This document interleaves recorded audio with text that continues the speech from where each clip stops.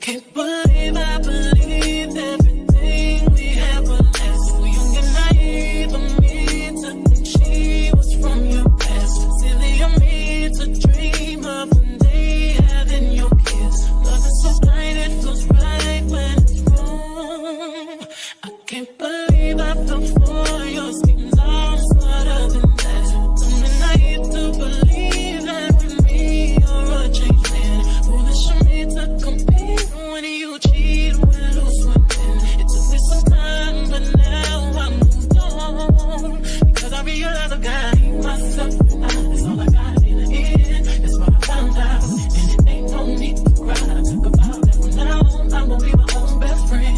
Be myself and that's all I got in the end. That's what I found out, and it ain't no need to cry. I took a vow that from now on I'm gonna be my own best friend. Controlling, and you say that you love me, but you don't. Your family told me one day I would see it on my own. Next thing I know, I'm dealing with your 3 kids in my own. Love is so blind, it feels right when it's wrong. Now that it's over, stop calling me, come pick up your clothes. Ain't no need to front like you're still with me. All your homies know, even your very best friend tried to warn me on the low.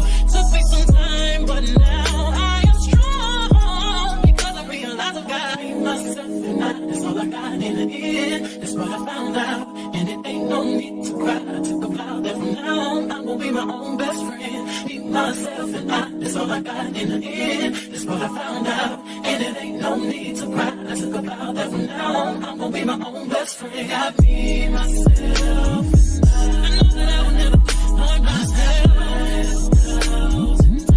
All the ladies, if you feel me, help me sing it out. I'm sitting with you. Yeah, you hurt me, but I learned a lot along the way. After all the rain, you'll see the sun come out again.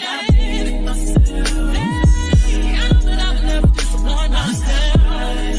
I'm crying. All the ladies, if you feel me, help me sing it out. You hurt me, but I learned a lot along the way. After all the rain, you'll see the sun come out again. I be myself and that's all I got in the end. That's what I found out, and it ain't no need to cry. I took a vow that from now on I'm gonna be my own best friend.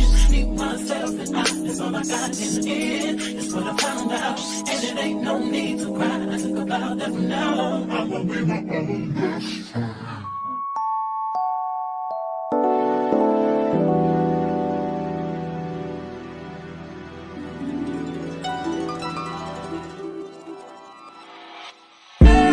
Tell me, fellas, have you seen her? It was about 5 minutes ago when I seen the hottest chick that a youngin' never seen before.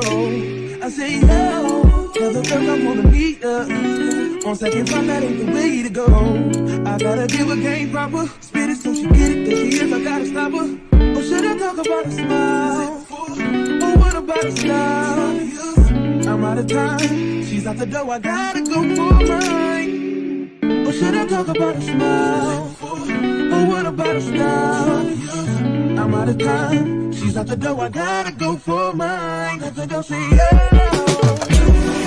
excuse me, oh, yeah. And I gotta admit that you got my attention. You're making me want to say, oh. So you're trying to leave this. I said, well, dance with you. How I love to keep you here with me, your baby. Now so they grab hold of my hand and let's pretend the flow was ours. You say you don't really dance.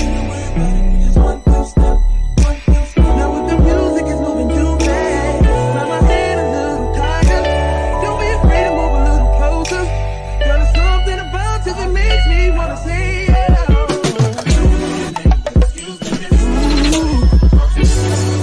And I gotta admit that you got my attention. You're making me want to say yeah. So you're trying to leave.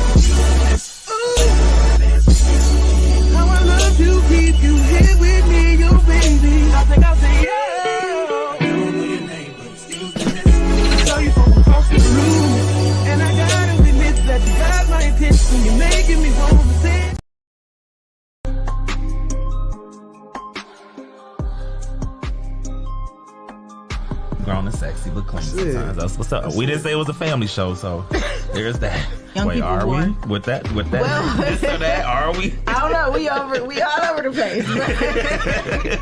Had to come out of retirement. These knees don't. They was snap, cracking, and popping. You know, like a Rice Krispie. But we made it do what it do. But I did take a couple ibuprofens afterwards, though. All right.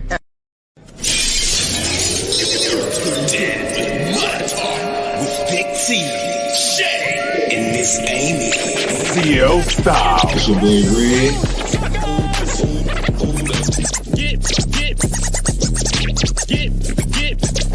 I'm loving the studio. Like, as soon as I walked in, I was like, this is it right here. I just got into my element. So I'm loving it. I just really enjoyed listening to Jamil. It was just a great conversation. I mean, this is good. So, I'm like, okay, this is. Maybe we'll see after today. Yeah, we'll see how tonight pans out. Yeah. We'll see.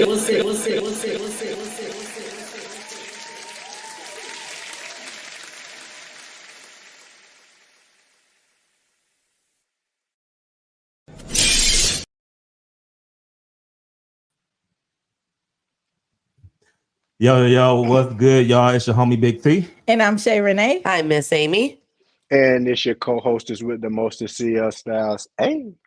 And you are officially tapped in and tuned in to the hottest podcast that brings you the latest in music, news, and fashion. And the only show that keeps our ears to the streets. While you grind and shine. Hey, so it's Friday night, y'all, which means it is a brand spanking new episode. Yeah. Fresh out the box. Unwind with us on your Friday night. Yes. We your pregame before you go out, or your pregame before you go to bed. We are the game. That is. And pick up all the game you need right here. Big facts right here on Mo Talk, right? For sure. Oh, okay. Yes, Only indeed. place to be. So yes, we have a very special episode today. Today is all about bosses, right? Because we like to make boss moves, money moves over here. And today we have Miss Alexicia Sims that's going to be tapping in with us live in the building. She is an entrepreneur. She is a boss. She's a boss lady. She's a boss lady. She's a mogul. She's a community activist. She's all of that in between. And we're going to have her right here live in the studio. But before we get to any of that, I want to know, how was everybody's week? What kind of week y'all been having? Whew, it's been hectic. Very, very long. It's been stressful, but I'm here. Yes. What about you, Ms. Amy? I am ready for this weekend. I am ready for the end of the school year. I'm ready for the beginning of summer. Big facts. Oh, yeah. Time. What about you, CL Styles? Busy, but a good busy, so I can't complain. Yeah. Well, I bet you can't complain when you're not in the studio and you are vacationing, right? I had to use He's one of my working. Zoom days. I'm You said working. what? I had to use one of my Zoom days. I'm working. You use the Zoom day just for He's making boss moves all the way in Jacksonville. I'm on his There package. you go. I mean, Yeah. You know. I got you all. I'm on his contract. She all started from that moving the camera around. that is wild. Well, there you go. All right, but what y'all do outside of Mud Talk Studio and none of this I did not mean She's it a like married that. woman. You should say, I'm married now. Why is Craig so laughing? Wow. He's that excited about somebody No, it was so funny, man. package requests. Oh Lord, man, CL Styles, keep your package to yourself, please. I try, man. I try. We appreciate. He that. tries. He just at least from the married women. That's very true. Yes, For sure. we appreciate that. Yeah, I can't speak for the mothers. Now, what the other Jacksonville people do, they ain't got nothing to do with us. Jacksonville, Right. about that Jacksonville town, right? Yeah. Right, where's the palm trees? You were supposed to be sitting outside Yeah. today. I will make sure that I send y'all pictures. Pictures? Tomorrow. Pictures. Just Yeah. fly me out. Y'all should be down here. Fly Y'all us should out. be down here, but y'all playing. Yeah. It's okay. I told you I would get on the Spirit flight real quick. You know I love the mega bus of the skies. Don't bother me. Listen, Come on. Let me hold on. I gotta see how much I got on Afterpay. they First. got $35 flights right on. Yep. Tuesday to Sunday. Oh, hey, for real? Or Tuesday to Tuesday or Sunday to Sunday. Yep. Well, with Come school on. about to be over, hey, I'm available. So I there's found a no excuses. $45 round trip to Atlanta. Quit playing with me. Say less. CL says, get down here then. We about to get flued Yeah, out. it's no excuses. Come on. He's buying too. I heard it. We're gonna He's do it like, with some of nope. that Mud Talk merch money. We're gonna do it with some of that Mud Talk merch money. Hey, too much now. No, we donate that money. Yes, we donate that money to healthy causes. And it's not flying us out. Although it is dedicated to mental health. It is dedicated to mental health. That is a good, that could be a use. Yeah. I mean, it could be, but we're actually going to donate it somewhere legit. Yes, big facts. Not to our vacation fund. Yes. Hey, well, the biggest boss is in the room. welcome. Welcome, Miss Alexicia Sims. Hey now. Come on in and have a seat with us. Back in front of the mic, Lord. Yes, and the camera. Only for Mud Talk, man. Looking we love beautiful as ever. No, Go ahead and get Miss Lexi together. I don't even be doing all this no more. Yes. Well, while we go ahead and get Miss Lexi together, we're gonna go ahead and do what's called Big T with the. You just take my tea again. I'm sorry. We're going to try to It's so tempting. But we're going to try it again. Let's try While it I fix again. this camera here, I'm going to do both. Watch. Nope. We're going to go this way. Nope. This way. With that, we just getting our lives together. I know. See, we got it. We're all good. I love that. All right. So let's try this again. Okay. So we're gonna go ahead and get the show started. This is what we call Big T with the. Yes, and this is where I bring you all the latest in celebrity gossip because you know they bring me job security. So y'all know we had to start the show with Diddy. Yeah, we got to start the show with Diddy. So I just want to put a trigger warning out there because what I'm going to read is graphic in nature. So we just want to make everyone aware of what is going on. So the public is distancing themselves from Diddy in full swing, especially in the hip hop community, as artists watch the brutal footage of Diddy assaulting his ex-girlfriend Cassie, and some are calling for his head. All of our news comes from TMZ today. So as you know, 50 Cent has actually been throwing jabs as well at Diddy, but this time he was not joking around at all. As you know, the video obtained by CNN shows Diddy chasing Cassie as she flees to the elevators trying to get away. He slams her to the ground, stumping and pulling her hair. CNN just aired surveillance footage today that they obtained from the now defunct Intercontinental Hotel in Century City that depicts an incident from March 5th, 2016, in which you can see Cassie roaming the hallways of the hotel and attempt to get to the elevators. However, you eventually see Diddy running in nothing but a towel around his waist going after her. And when he catches up to her, he strikes her and eventually kicks her as well. Diddy then attempts to drag Cassie back to the room, but is unsuccessful. You then see Cassie try and make a call using the hotel phone. And later you see Diddy in the hallway again, and he throws what appears to be a vase at someone off camera, which people are assuming is Cassie. Diddy then goes back to the room by himself, and he's seen barking at her as he leaves. As you know, Diddy has denied all of the allegations, and including anything in the aftermath. He was sued by other women as well, alleging other instances of sexual misconduct, all which he has also denied. Since then, Diddy has become the focus of a federal investigation. Ooh. So, yeah. Well, apparently I didn't see the whole video. Yeah. So able to watch the video today, and yeah, it was pretty bad. It was bad. It was very. I applaud 50 Cent though, because there's nothing funny about domestic violence. I don't know. Yeah. So yeah, I had a chance to watch the video today, and just seeing Diddy just kicking Cassie and stomping on her and dragging her by her hair and throwing things at her. That's not cool. So did he denied all of this after the video came out? Well, he's been denying any allegation that Cassie even came out with. So everything. So he's basically saying that never happened. That never happened. Oh, that wasn't him. Happened. Yeah. Yeah. Yeah, you can't deny that. You can't deny that. Yeah. Yeah. No. Which I mean that, and so that's not the federal investigation. No. I was saying because I didn't know that they've investigated domestic violence situations. No, the federal investigation comes from the sexual assault allegations. I actually feel really bad for Cassie because it's one of those things where the video comes out, and I'm sure whatever happened, however they settled it, which they settled it, it's been settled. She settled it so that everybody could move forward however they chose.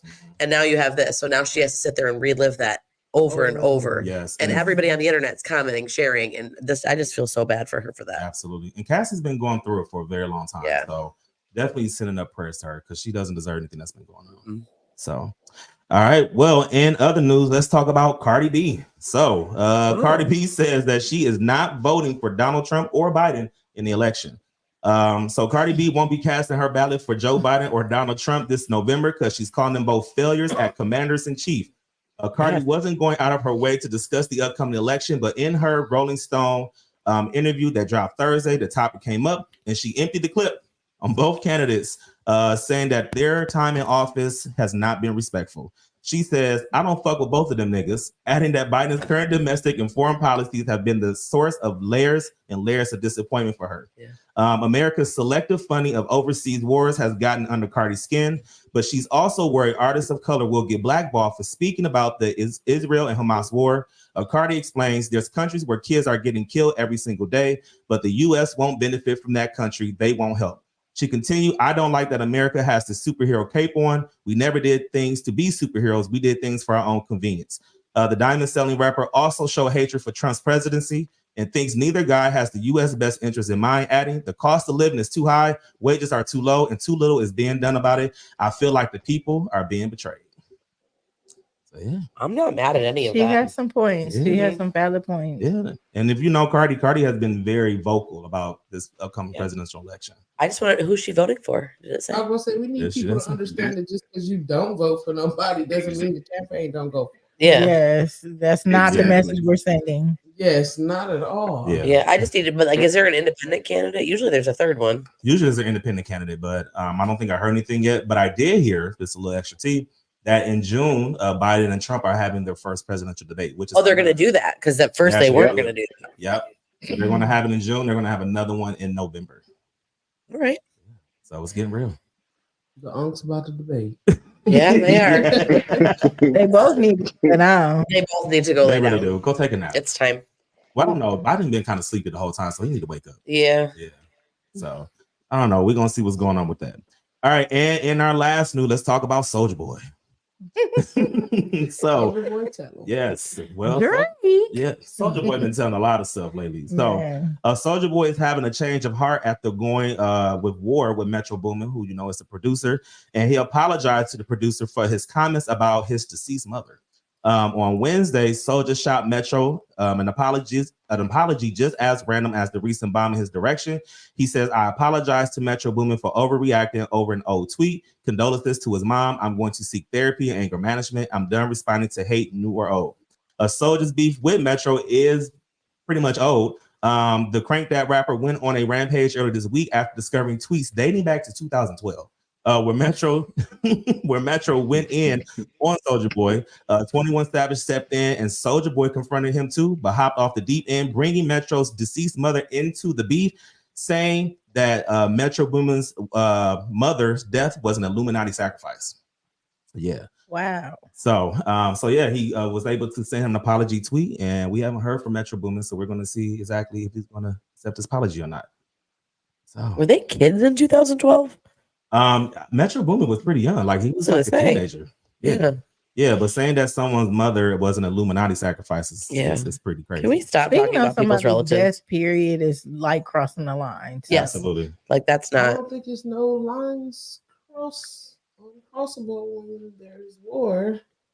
Well, I mean, but the tweet was it was 2012, and so I mean, to be going back on a beef from 2012, especially when Metro Boomin, 12 years ago. Yeah, Metro Boomin was. I said he had to have been a kid. He I don't know how old he is, but he looks young. And I feel like he shouted him out before, like in friend rapport. So this is so he just want to be a part of the media. Soulja Boy, he definitely does. I think he wanted to be a part of the beef and everything that's going on right now. Mm-hmm. He want to be relevant, so maybe he's bored. Maybe he could be bored. I mean, he might be bored because ain't nobody going around doing the what's that? Soulja Boy, the Crank That dance. Well, that's actually not true.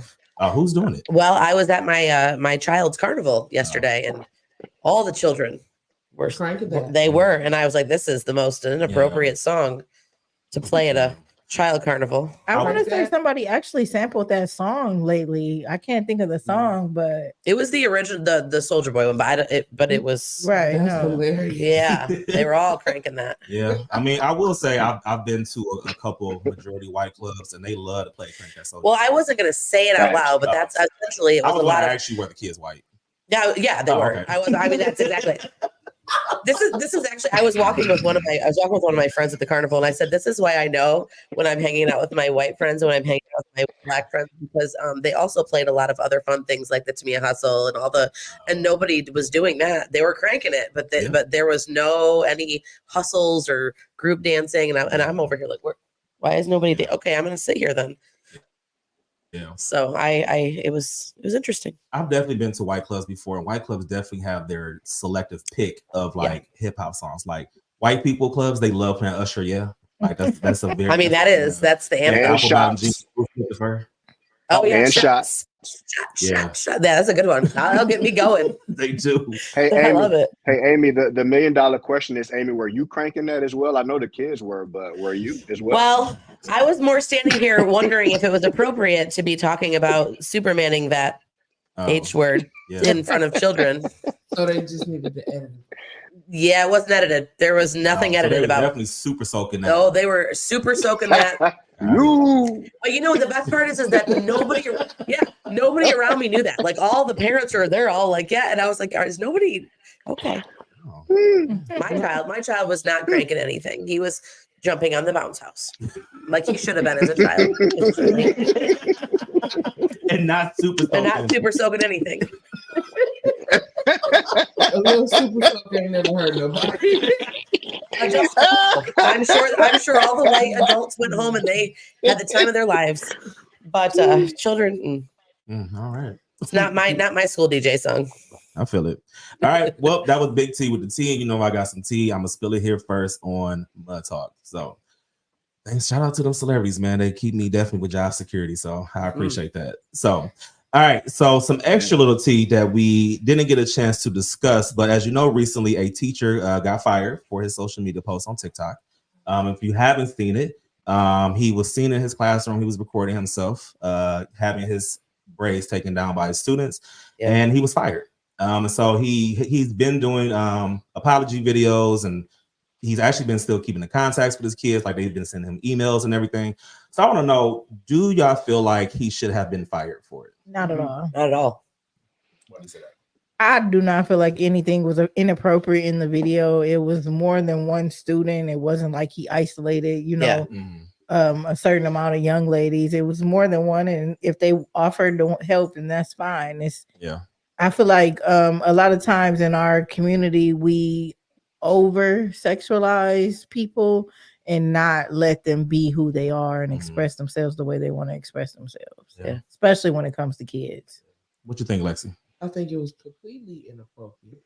Would he been fired? No, but it definitely would have been disciplinary action that took place. Yeah. Because you have to learn appropriateness. Yeah. And if right now I feel like we tend to have the like, oh, they weren't touching. It was totally okay. Well, today they not touching, tomorrow they are. So you allowed it the first time. No, I need to let you know, for one, you are doing school hours. Now, if you could have waited till the bell rung and then you asked these students to let your parent know we're about to take down my hair real quick, that's a total different conversation. The fact that you chose during learning time to do this and you streamed it, so you know that there was no inappropriateness and touching going on, but the fact that it still was during learning hours, no, I have to teach you what's appropriate as a teacher. Yeah. Wasn't though, but did I read that there was permission from the parents, and it was during like a fun Friday or a reward time? It was like 10 minutes before like dismissal. The bell, and I feel like I read that there might have. I could be wrong, but I thought that there was permission. No permission. No, but I also have been a teacher and know that I'll make this fun day if I need my hair took down. And we should have been doing some work. Yeah. We got no free time now, y'all. Go ahead, watch the movie, honey. Yeah. Yeah. No. Yeah. Would you feel differently if it was a female teacher? It was not appropriate for anybody. Yeah. If you work for me and you think about taking hair down on the clock, no, it's gonna be a problem. We're not having that. Right. Not in no shape, form, or fashion. Because for one, you are on the clock. Let's just start there. I'm not paying you to take down your hair at work. How inappropriate is that? That's just surface. Let's not consider the kids around you. If you were a teacher, I'm not saying, you know what, you could drop your class off at old girl class while you go in your room and take your hair down. No, that's never gonna work. Right. Yeah. Nothing at all. You were streaming. So that told me you were no longer watching the other children in the classroom. Okay. When he was he fired because of the hair, or was he fired because he was streaming during work hours? Because I know that's been a thing. Yeah, I think he was fired because of the social media posts, and then the parents kind of like, was saying that it was inappropriate what he was doing. Gotcha. Yeah. Because I do know that there's a lot of influencers who are our teacher influencers that were always make a point to say, notice there's no kids here. We're not here during hours. And then the ones that don't, the ones that you can hear the kids in the background, which makes me cringe that you could, even though they don't show them, the fact that like they'll just put it up on their desk and the kids are walking in, that means you're working. Yeah. And that and there's kids in your video, even if their voices are in your video. And so those are the teachers I think that are coming under a little more fire. I just didn't know if it was because they were taking the hair down or because he was streaming during work hours or all the above. Yeah, I think the district just let him go because it was bringing bad press. Could be. I truly would say that because of the time that we're in now, where we are pulling people who were not built to be educators into the classroom, it just needs to be taught as appropriateness. What's appropriate and what's not appropriate. I would have never fired him because those children have relationships with him. Oh, absolutely. And to have those type of relationships broken when they didn't even understand what they was doing wrong. So it's a teachable moment on both sides. I'm not firing them. Absolutely. What you think, CL Styles?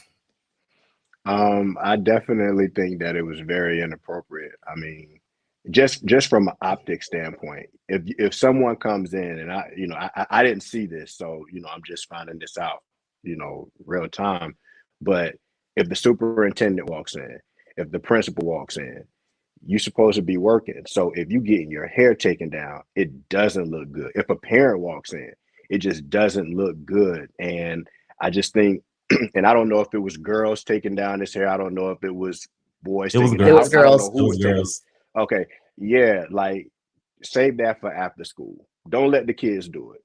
Go to whoever is doing your hair, whoever is braiding your hair, go in and do it, right? Put a hat on in school, call it a day. If it's going to be fun Friday, watch a movie, go to the gym, go do whatever, but not taking down my hair, because you got to even look at it like this. If it was the kids taking down their hair and the principal comes in or the superintendent comes in, they like, what are you doing? Like, what are you guys really doing in school? You're supposed to be learning. You're supposed to be doing this, but you taking down the hair. So it still looks bad on the teacher. So then having girls in this climate around you touching your hair or doing whatever, it's not a good look. And it is a learning lesson. Don't let kids be around you touching your hair. Yeah. I don't think he should have been fired. Definitely should have been a conversation, probably some type of disciplinary action. Because like Lexi said, that relationship is now broken. Yeah. And what's going to be hard is for that sub that's going to come into that classroom. All them kids are about to give him hell. Well, give him hell. And those girls are going to feel like they, because I'm going to assume there was nothing inappropriate going on. He just said, I need my hair taken down. They're like, I'll do it. I mean, I worked at a high school. I taught high school. They're always trying to be up in your hair and all over, trying to let me paint your nails. Let me do, and it's partly because they don't want to be in class, but they're always just concerned about that, So I do think that I don't want them to think that they were doing anything wrong if there was not anything wrong to be done, or that they were the reason why he lost his job. That's a lot of guilt to put on a kid too. But I just think the biggest thing from that too is, like CL Styles said, as a male educator, we always have to go above and beyond to protect ourselves, especially as a Black male educator. So when you have all young ladies taking down your hair, all it takes is for that one young lady to start getting a crush on you, and then things can just go completely south. Yep. And so I think for him, like, he just needs to protect himself, especially putting kids on social media, which is another problem. Yes. Because you unless you have permission, you shouldn't be putting kids on your personal social media. Absolutely not. That's the part I disagree with. Yes. Yeah. So he definitely shouldn't have did that. And a lot of districts and schools do have social media policies. So that was probably like the other reason too. Yeah, definitely. The technicalities of that could be very sticky, because you're more than likely covered under the school social media policy, but because it's not an approved post, that's where where that gray area comes in at, because parents ain't tripping about they saw their kid on the stream. They're not tripping about that because they know that all schools have social media and things of that sort. I think it's just truly a conversation though, and not just a conversation that would have taken place with him alone. It would have took place with those girls because they have to learn boundaries. Yeah. As a young woman, as a male teacher, what are those boundaries? What do those boundaries look like? Why do they exist? Yeah. Because and how do breaking these boundaries will cultivate inappropriate things happening? Exactly. Yeah. And that's why, like me as an educator, even with giving students, I don't even try to get kids hugs. It's high five, fist bump, an elbow. You know what I'm saying? Just because we are, especially like me, just as a male educator, I try to protect myself at all times because I don't want you saying like, "Oh, well, Mr. Cleveland gave me a hug," and no. Well, even as a female, high five or elbow. As a female, like I the kids that I work with are chest high. Yeah, you will never get a full. You're not getting a full frontal. That's not ever happening. I mean, number one, we talk a lot about because the age I work with, they don't really know the boundaries, like you were saying. So a lot of times like, they'll jump up and try to hug. And we've worked very hard on saying, well, first of all, you have to ask for consent. It's a great way to talk about consent. If you want a hug, you need to ask. And I tell any kid that wants a hug, you get a side hug, 3 pats, and we're done. Yep. And they kind of joke about it, but it's legit. Side hug, 3 pats. I saw a lot of outrage on social media from educators, more so coaches than anything. Like, okay, well now parents, if y'all mad about that, it's time for y'all to step up and come pick your kids up from practice because I'm not putting them back in my car. Yeah. And it really opens up the door to a lot of conversations that need to take place on how to conduct yourself with male teachers. Yeah. Yeah. I don't play that. At Village Academy and Three Hearts, we employ male teachers, and my women teacher, you will feel like you have a half a staff with you because it's just stuff he's not gonna do. Yeah. And you're gonna be okay with that. And if you're not, then you probably don't need to work here because men are just not gonna change diapers. Like it's just certain stuff they just not gonna do. Yeah. And it ain't that I don't trust you, it's that I have to look out for you as if you are my sibling. Yes. This was my little brother. I wouldn't want to jeopardize your space, your place, your opportunity for employment. And we're not going to do it with anybody's male that's working with me because I know it only takes a couple little, a walk in at the wrong time, seeing what you thought you didn't see. Now a rumor could go wild. So. And in this day and age, people don't even try to get the facts first. They just run with whatever and spin whatever narrative. And now you didn't lost your job off of something, like you said, wrong time, and it's just the wrong moment. You know what I'm saying? So I hope that he's able to find another job and teach again, and hopefully that he learned from this as well too. Like let's set some boundaries. It's okay to be the cool teacher, but you don't need to be that cool. And he looked young. I don't know how old he was, but he looked young. He looked young. Yeah.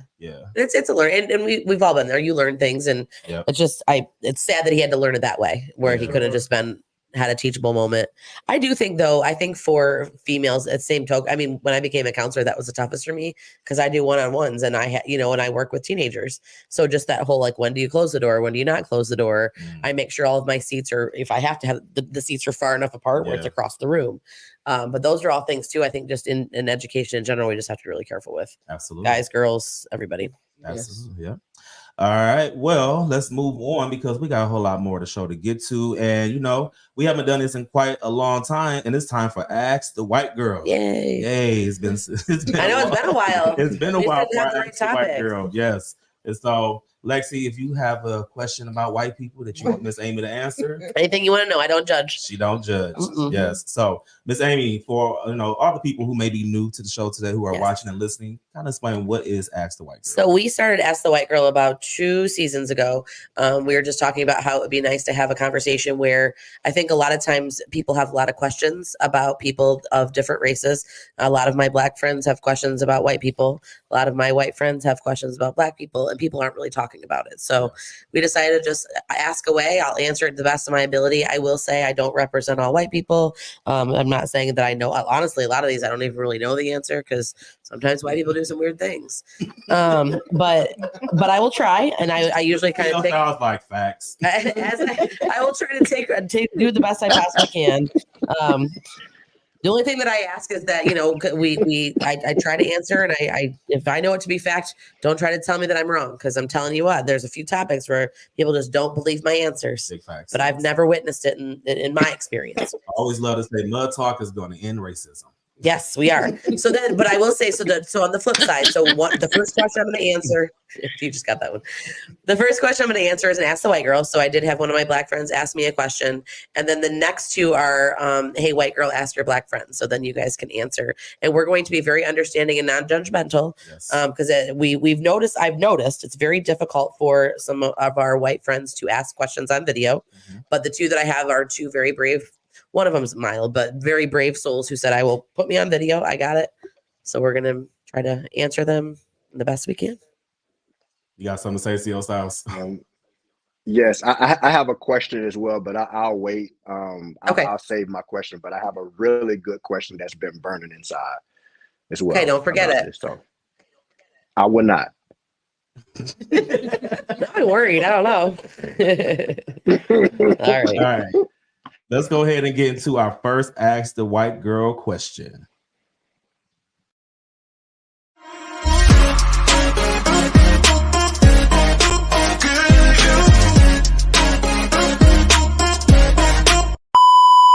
Hey, white girl, why does my white boyfriend always introduce me to others as his Black girlfriend instead of just his girlfriend? So the question, if you didn't catch that, was, hey, white girl, why does my white boyfriend always introduce me as his Black girlfriend and not just his girlfriend? I have been sitting and thinking about this one for a week, and I just can't wrap my head around it. I've been trying to come up with something. I don't know, because I think that's just not how I like to approach things. Like, I don't often describe somebody specifically based on their race. I don't try to I don't walk around and saying, this is my Black friend, this is my white friend, this is my Latino friend. So I don't really know. The best thing that I could come up with would be one of three reasons. Number one, they're an idiot. And so, like, don't do that. Or they're just genuinely have a lot to say about race that they just need to get out. I don't know. Number two, they want to make sure that their white friends realize that their person's Black. As if it's not obvious. But just to make sure, I don't know if they're just like, I don't know. Maybe they're just really excited about having a Black girl. Well, and that was the third. That was my third reason. Yeah. I think maybe they just want they want to show that, like, I'm proud to have a Black girlfriend. Or does he have a white one too? Like, this is my Black girl. Well, I actually specifically. Maybe I actually specifically know them, and I don't think so. Is this the first time that this person has dated a Black woman? I think so. They've been dating for a very long time. And I think before there was a white partner. Oh. So maybe, I don't know. I don't know. I just don't know. Probably excited, like, hey guys, this is my Black girlfriend. Yeah, I don't think maybe it's like a flex. Maybe it's like a flex for real. Yeah. I think that's what I think. Genuinely knowing them, I think that's probably what it is a flex. Or it's just they're an idiot. Like, I got me a Black queen, y'all. No. They said that. I don't think my friend would have been as offended as this is my girlfriend. Yeah, that's kind of wild to introduce your girlfriend to people like, hey, this is my Black girlfriend. Like, you got a white one too, Asian, a Mexican, right? Well, and I don't know. Is the Black girl maybe fair skinned? No, she's like brown skin. Yeah. Oh. No, it's like you can tell. Yeah. She's definitely not. Yeah, I don't know. Interesting. I will say this. I'm going to finish the question with this, and we'll end it here. You can describe people other than their race, and that's just for anybody out there. Like, we just use their name. We can use, well, if we don't know how to use their name. No, like I get kids all the time that'll try to tell me about their friend, but a lot of times kids don't do that. A lot of kids will be like, the one with the dark hair and the long hair, the curly hair, the one that has the purple shirt on, and then I get, then you get this guy that's like, this is my Black girlfriend, So I just feel like it's okay. You can describe people with terms other than just their race. Could have said anything else. Anything else. True. All right, let's go ahead and get into question number 2.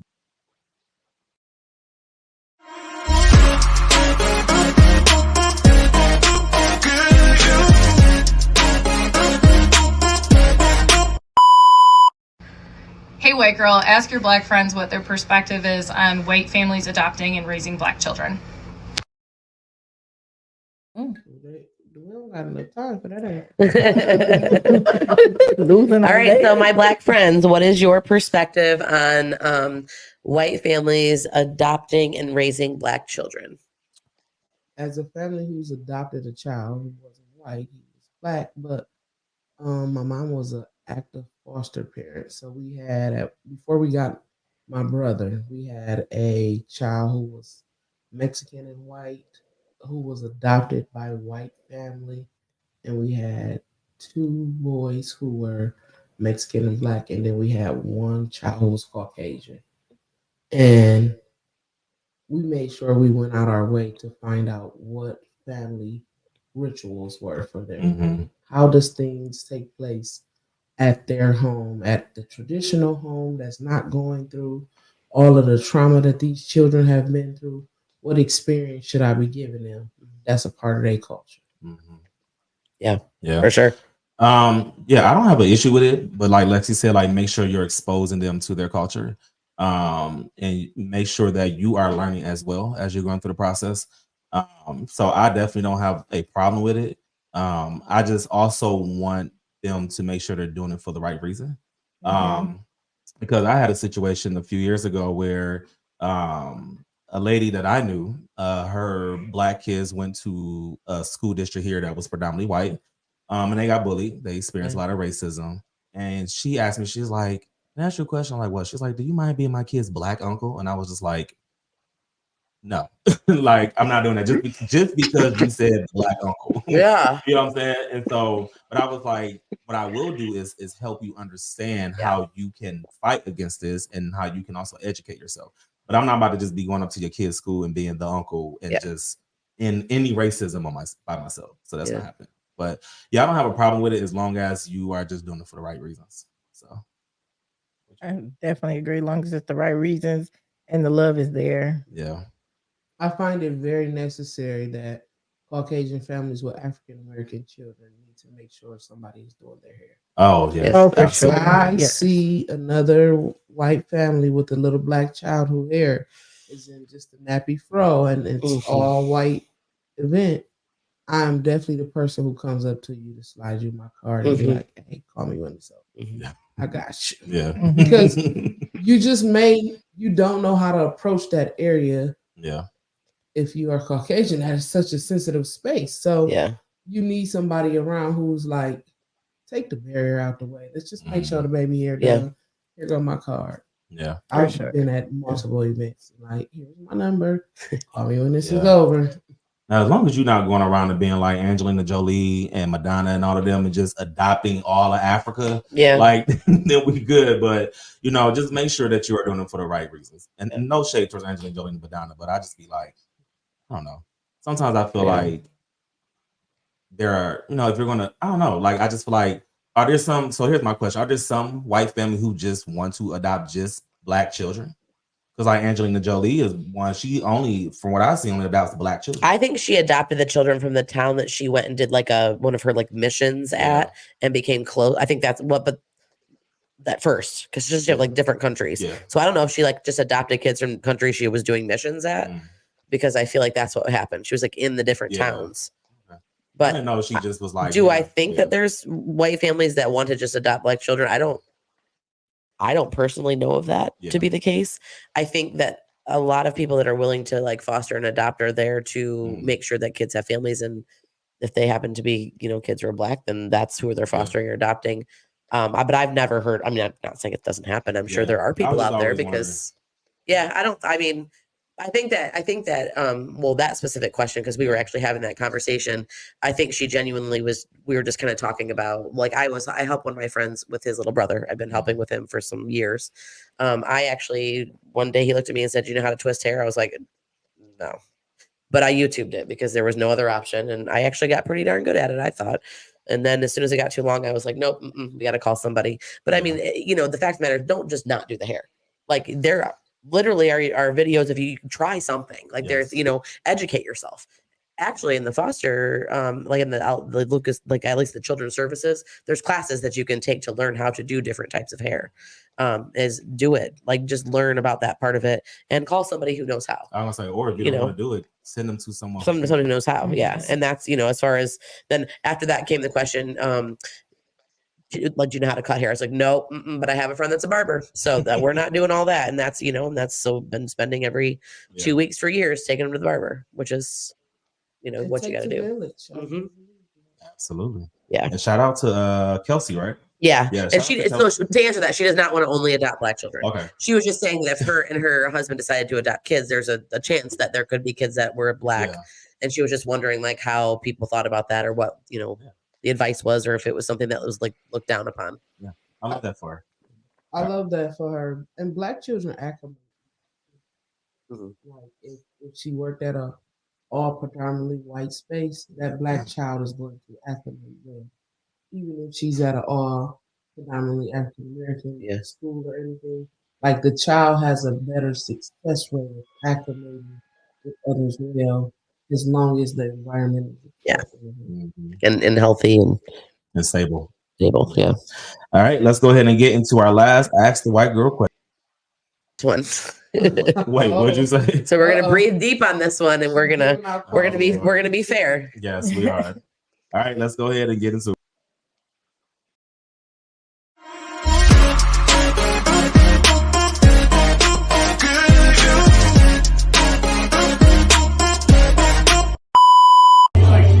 Hey, white girl, ask your Black friends why they are allowed to make fun of white people and it's not racist. However, if we were to ask the same question about Black people, it's racist. I don't either.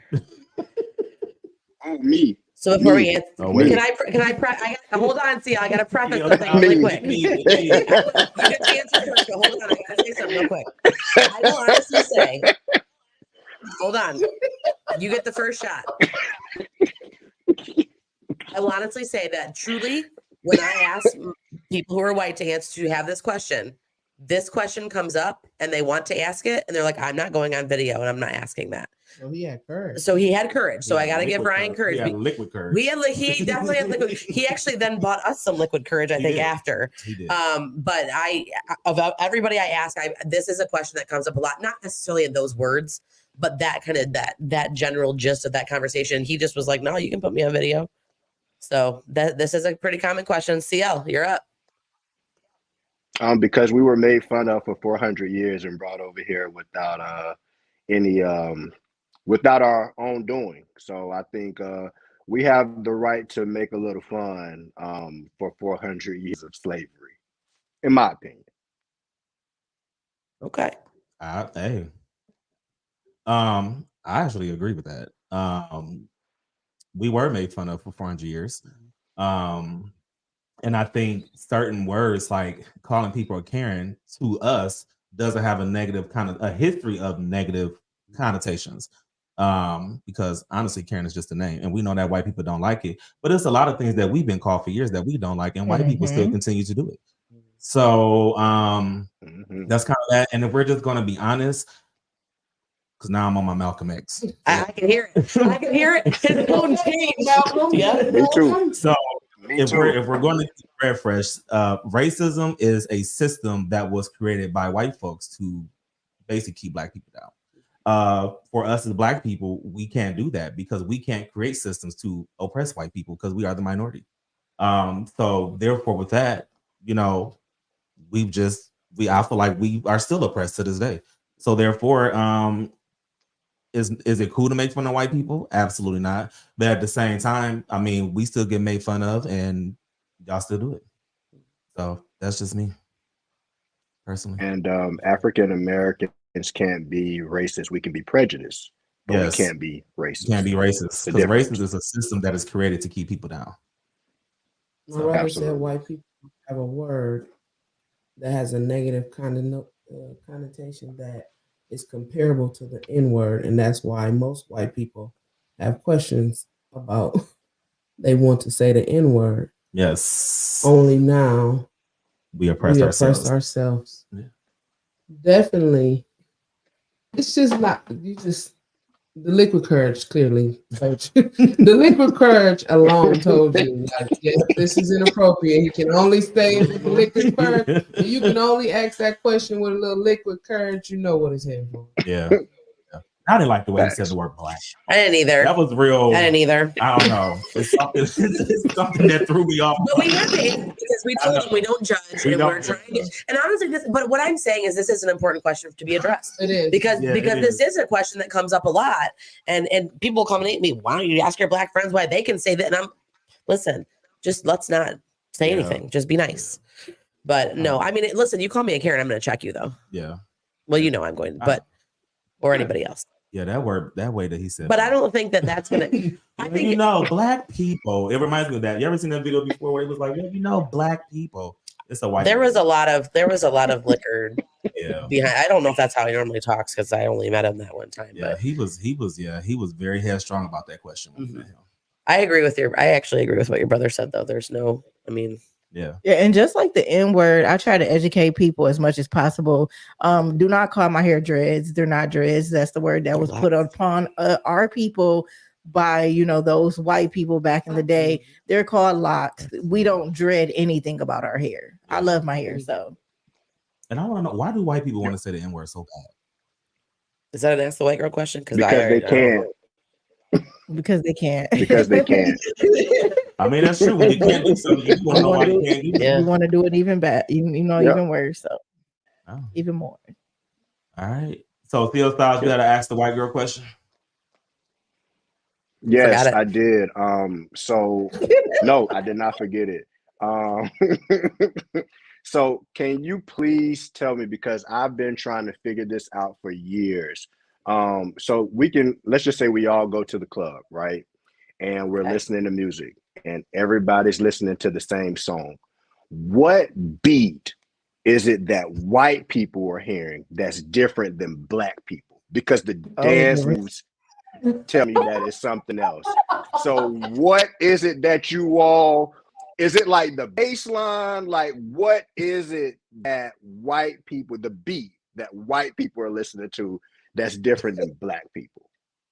What was it? Didn't I already answer this with Tracy? Yeah. No, I didn't answer the beat. He said, "What song's playing in your head?" And I said, "It's always Back That Ass Up." But that's what's playing. But I don't know.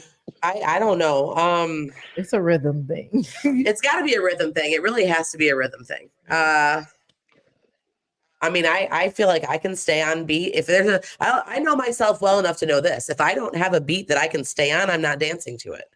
So, but maybe the beat they hear is the liquid courage beat in their head. I don't know, but there is a lot of lack of rhythm. I was about to say, because we be on the 1 and 2 and y'all be on the 3 and 4. Like I don't even know if they're on I don't even think they're on a number. They're like in the middle of numbers. I don't know. I think maybe it's just because I don't know. Maybe there's just I mean, like I said, when I went to a carnival, there was no dancing. There was no even attempting to dance other than from the moms and the little children super soaking things. Yeah. But I've even noticed it's like simple stuff. Like sometimes white people can't even clap on beat. Oh my gosh. Go to a white church and listen to people clap. It makes me crazy. You will like the people at the front, they're clapping and you can see their hands coming together. And I don't understand it. You can see it and hear it. How are they here and you're over here? And it's like opposite of what that's an experience. I feel like those kind of people will lose their mind in the church. They will lose their mind. They wouldn't. I mean, you'd hear them because everybody'd be clapping when nobody else is clapping. You would know they're there because why are you clapping and we not clapping? Yeah, right. It's offbeat. Kenny Johnson said, white people only want to know why they can't say the N-word. We as black people, because these traumas have been passed down. We don't want to hear the word black, those, them, they, boys, or boys, Negroes, etc. Certain words we have learned are words that are used to offend and oppress. So Facts. That's very true. For sure. Absolutely. Totally agree. Yeah, because that word that he's black people, that sent me over the edge. Yeah. But shout out to Ryan. That was your trigger. That was my trigger. You triggered my trauma. He was like, ask your black friends. And I was like, Okay, now. So with I that, got no rap. so that's a question I get a lot. So is it okay for white people to call people black people? You said what? Is it okay for white people to call people black people? Like, what would you prefer? Because I get that question a lot too. They don't want to go on video. I mean, we are black, but I just don't be like the blacks. No, yeah, no. Like that right there, the blacks. Yeah, or you people. You said, oh yeah, you people or them. You people send me over the edge too. Yeah. People is a trauma. That's a trigger warning for sure. Yeah, that's a definitely trigger warning. Absolutely. I mean, honestly, though, when people refer to women that way too, it sends me over the edge. So I think we should just get that out of the vocabulary too. What? Everything we're saying, take it all out. So what? So what are we gonna start saying? I don't know. Who do you identify as? Yes. Is that how we're gonna start? Yeah. He, him, she, her, them, they. Yeah.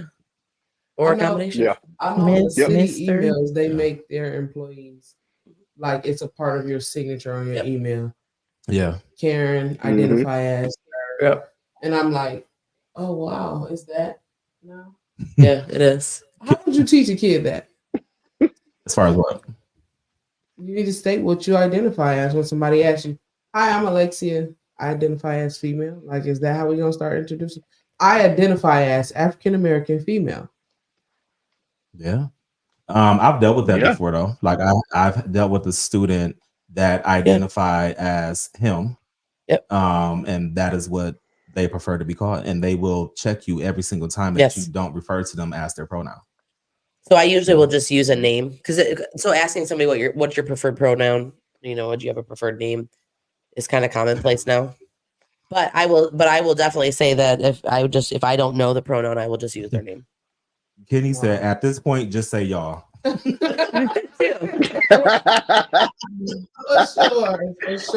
There it is. You just solved it. Y'all. Because you're going to get wild out here. I don't even know how to change the expression on my face. You 3 or 4 years old, like, I'm Joseph. I identify as her. Whoa. Like, I'm not ready. The kids, I don't think the kids are ready for that. Yeah. That type of controversy on a simple answer. Yeah. I dealt with that when I taught middle school. Yeah, that could lead to a lot of bullying. Yeah, I dealt with that when I taught middle school. It was the student preferred to be identified as he. Biologically, a student. The longer it goes on, I can see for like the longer that people make it more like what's your pronoun. I mean, a lot of teachers and staff will have the longer it goes on, I've noticed that the kids aren't as rough with it, and especially the last year or so, I would say they're a little more like what's your pronoun, accepting of it. Using a they or using their name.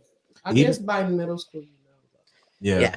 And even with even identifying like sexual orientation, like after a while, the kids are just kind of like whatever. So I've seen that in middle school. So like after a while, they kind of just be like okay, whatever. Like that's what they are. That's what you do. Yeah. So. All right. Well, thank you, Miss Amy, for those Ask the White Girl questions. Anytime. We really appreciate it. And if you guys have any Ask the White Girl questions, you can leave them in the comments below, or you can always send us an email at 419mudtalk@gmail.com, or you can call us at 419-827-TALK. That's 419-827-8255. All right, we're going to go ahead and do a quick commercial break. And when we come back, we're going to go ahead and tap in with the biggest boss, Miss Alexicia Sims. We got a whole lot of boss stuff to talk about. We got a whole lot. And we know she got a whole lot to say. So we're going to go ahead and get into this commercial break, and we'll be right back here on Mud Talk. Want to get the word out about your business or organization? Well, the Hottest Podcast now offers the hottest sponsorship packages, starting as low as $15. That's right, $15 will help you get your business and organization out to millions and millions of listeners heard around the world. So make sure you go to the official Mud Talk Facebook page and check out our sponsorship packages right now.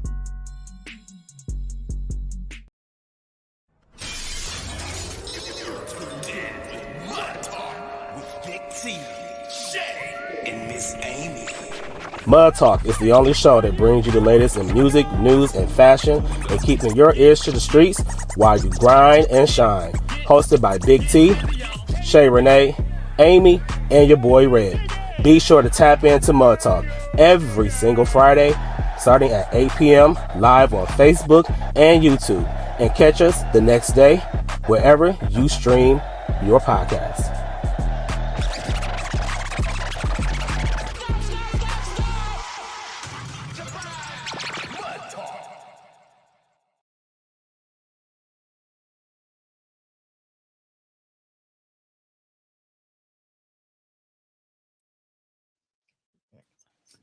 All right, what's good, y'all? We are back here on Mud Talk. First of all, before we get into anything, we gotta say shout out to our sponsors. We want to say shout out to Village Academy for always being the home of the Mud Talk podcast show. And of course, we gotta say congratulations to Village Academy because you guys just became a 4-star rated childcare center. Right? Nice. Yes, we did. Yeah. Congratulations. Yeah, so that is Schools major. bombs. Yes, we got him. Red. Maybe. Yeah, maybe. Let's see. We've been-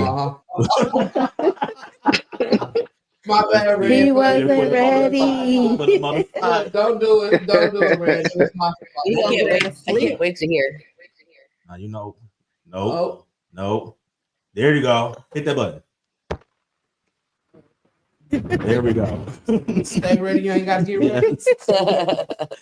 So, yes. So we want to say shout out to Village Academy for always being the official home of the Mud Talk show. And of course, Black Lido for always being the sponsor of Mud Talk podcast as well, too. So thank you guys so much for all that you do.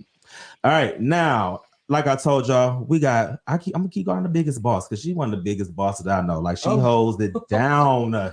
Y'all, such a title. Yes, but you earned it and you deserve it. So let's go ahead and give it on up for Miss Alexicia Sims, y'all. Woo. Hey, yes. So we appreciate you for stopping by the show today. How are you feeling? Great. Good. You having a good week? Always. Fridays is definitely always a great day. It's the end of the week. Big facts. Yes. And I love Fridays. And Friday from Tuesday. For sure. All right. But y'all can't hold nothing. I mean, For sure. I got you. We can all get some water. It's cool. Look, I love me some good H2O. We love some of that good water. So before we get into anything, kind of tell the people who don't know you, as well as our listeners and viewers, international and worldwide, kind of tell us a little bit about you. I'm Alexicia Sims with lovely amount of, I guess I could put some years on it now. I can start saying it like I got 20 years of experience. Mm-hmm. That sounds like a long time. I know kids. I got kids who I actually saw grow up. But my experience falls in the childcare industry, and over the last 3 to 4 years, I've touched a lot of different industries. So we are now exploring a new baby that is behavior health, but I've had food truck, rented cars. I rent my backyard, the hall rentals, just a serial entrepreneur. So my world is childcare, but my hobby is serial entrepreneur. Yeah. Yep. So when did you know that you wanted to be an entrepreneur? I can say off the rip because I was watching kids at 9, 10, and 11. And then at 13, I went through Mayor Jack Ford's Young Entrepreneur Program. And that was my first time putting a plan together.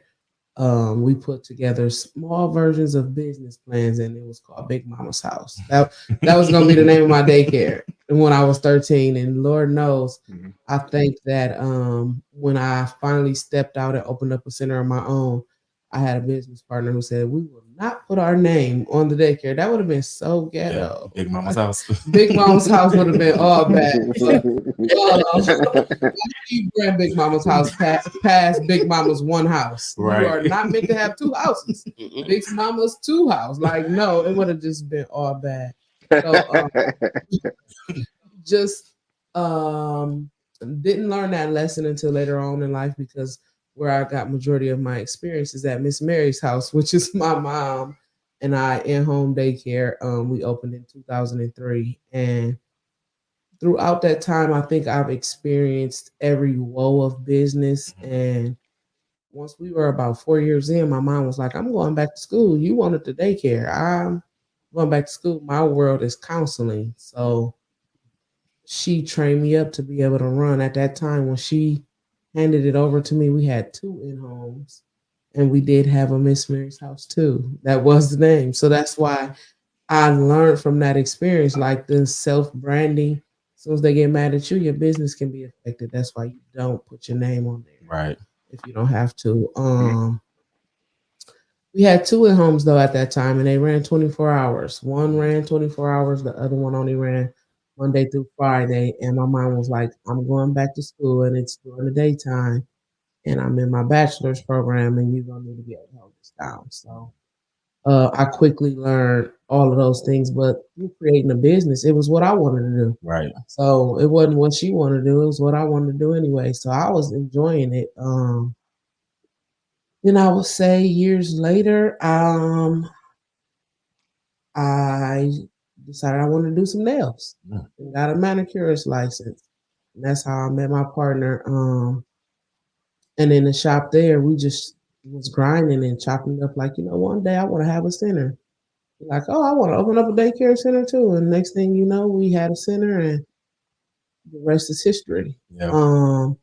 And now we stand here today where this summer we start our behavior health program with our newest baby called Early Start Behavior Health. Okay. Because through our experience, we have always been a child care center that takes on challenging children. They getting kicked out of daycare everywhere. So yeah, where we exist, we know there's a need, a severe need. Yes. Because preschool expulsion is off the charts.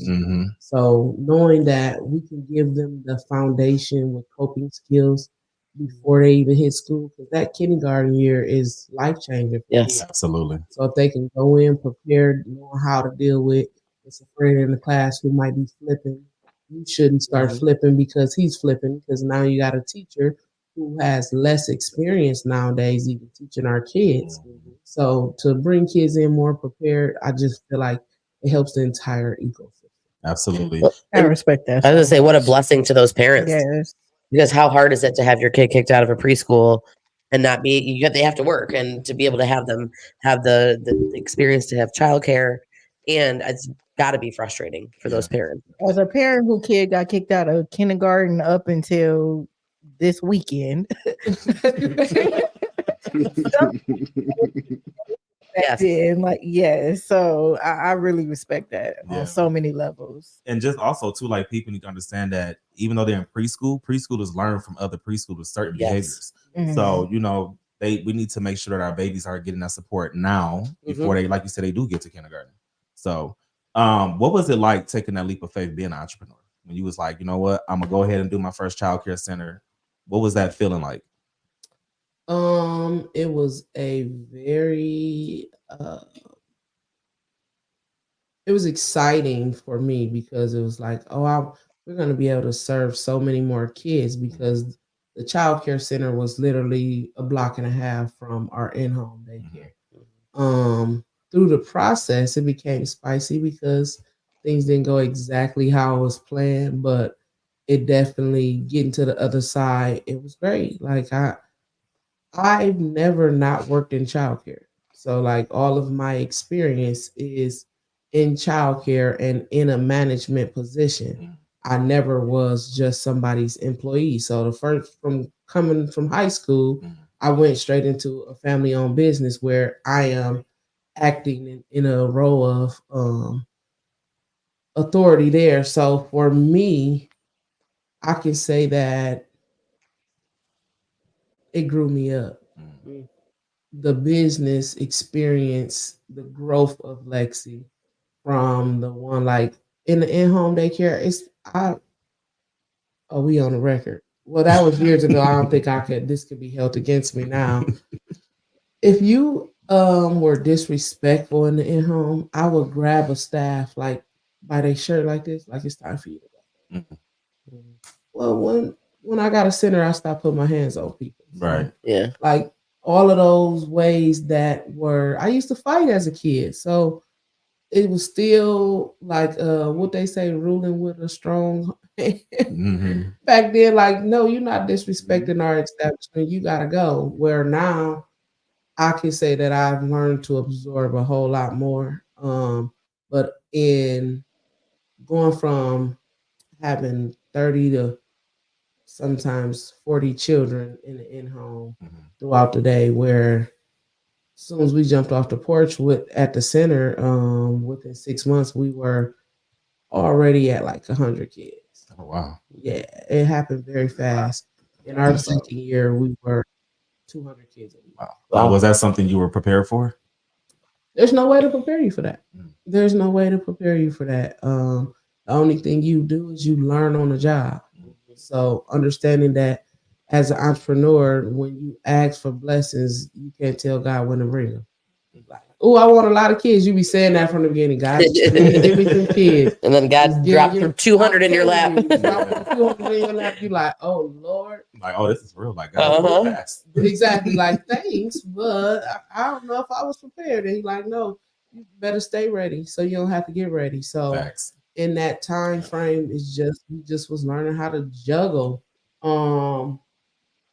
It was fun. It was fast. In the second year, we was already acquiring 2 or 3 more locations. So it happened very fast. By 2020, we opened in 17. We serviced our first kid in 18. And by 20, we have 4 locations. So wow. Yes, it happens very fast. I see. And you just roll with the punches. Like it's just happening. You just there experiencing it. It's not it's no manual. All I can do is tell you what I learned from then is when you bring it on staff, you just need to have systems in place that encourage them to continuously educate themselves. Or you will have people just working for you who are not pouring into the knowledge to make them a better employee while dealing with the children. Right, absolutely. Yeah. So do you feel like it's more beneficial for our youth to be more hands-on in the career of their choice earlier rather than later? I support summer youth since the moment our business opened. Literally last year was my first year not having summer youth, and that's because I didn't want to throw my weight around and be like, I know I didn't submit my application on time, but you're going to let me get some kids. It was just like, no, I knew I didn't submit the application on time. I want to see the youth. That's how I knew that I for sure wanted to do childcare. When I was 14, I worked at a summer camp. When I was 15, summer camp inside of a church, St. Mark's, right there off of Detroit. The next year, I worked inside the family house at their daycare, so at a homeless daycare. It's 2 totally different dynamics. The next year after that, I was 16, and I worked inside of a well-known African-American owned childcare center at that time. And those 3 years was like the for sure for me as a youth coming up, where 13, I was just in the Jack Ford program. 14, I'm in a day camp. 15, I'm in a homeless shelter daycare. 16, I'm in an actual childcare center. So now I'm getting to see like how things operate. And I'm always coming in early so I can go in the office and talk to the office lady. And I am so strong in the classroom that they're leaving me with a classroom full of kids and nothing's going wrong. The day is still going on as normal. And by 17, we opened up our in-home daycare. So that's all I know. Yeah. And I enjoyed it because I've always been the babysitter who we gotta have some work to do. Like we about to play school every day. Oh, yeah. That's what we're gonna do. We're gonna play school. So even as a kid coming up, learning in childcare, it was always structure for me. And then I will say I had experiences when I worked outside of our in-home daycare, where because I had our staff so structured, other childcare centers, that's how I started doing consulting. They would reach out to me and say, your staff do this, this, and this. How you get them to do that? I need you to come get my staff to do that. So I would go and spend time in their centers, and I would actually like do some mock employee, like I'm their new staff for the day.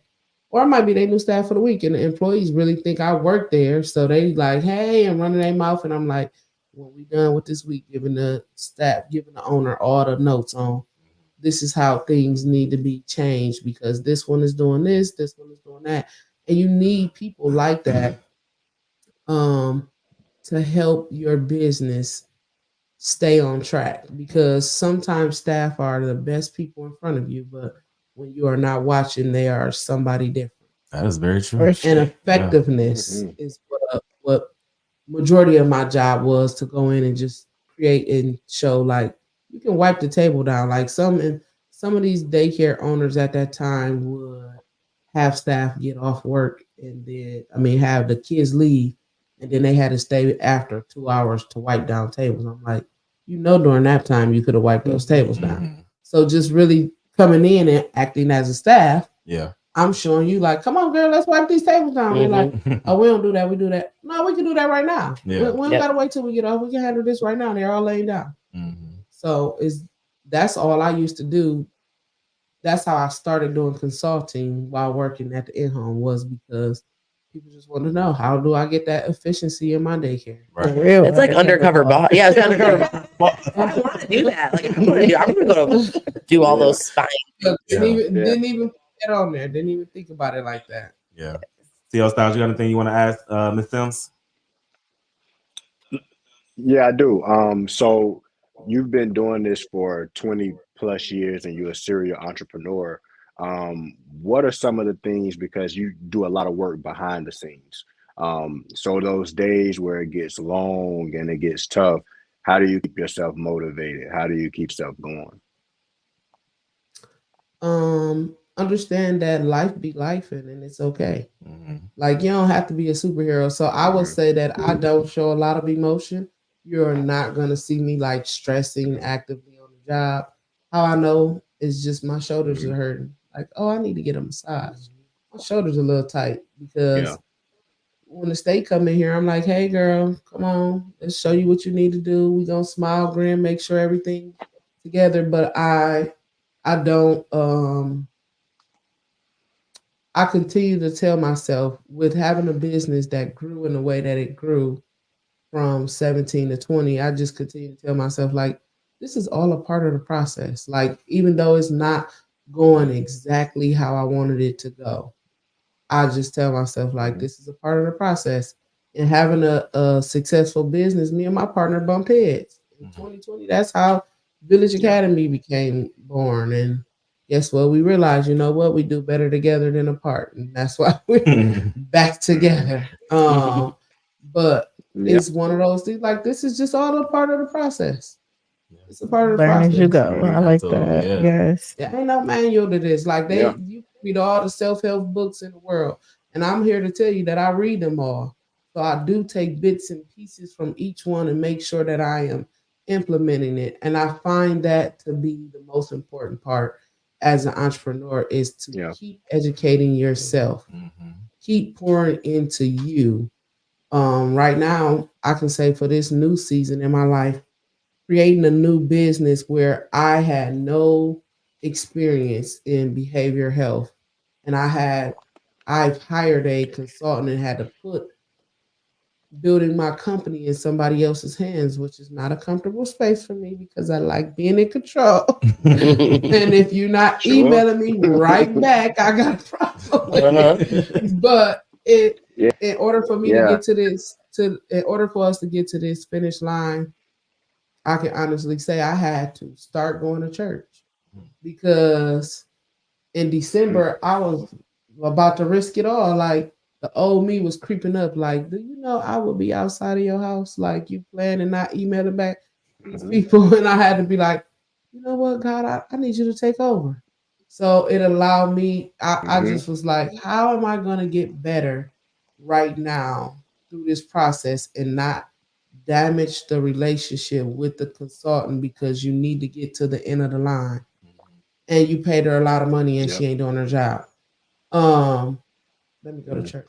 And since then I've been going to church. I ain't missed a Sunday. That's what's up. I ain't missed a Sunday, and God just aligning it. It's not us at all. We just sitting here and going along the ride. Yeah. And sometimes when things are out of your control, you just gotta let it go. Yep. Let go and let God. Yeah, absolutely. Yes, let go and let God. Facts, yeah. So if you had to recommend a book to other entrepreneurs, what book would you say helped you the most that you could recommend? Good question. Child, I don't have one. I ain't gonna lie to you. Read them all. I ain't gonna lie to you. I would say, for me, I watch nothing but podcasts that are entrepreneur based. Okay. Because And Mud Talk. real life experience, yeah. for sure. I watch Mud Talk. That sounded really convincing. Real life. No, she's our biggest supporter. When these interviews are taking place on these podcasts, these entrepreneurs are like, when you a first time millionaire, it's a different space. So I opened at 17. We opened at 17, served some kids at 18, 19.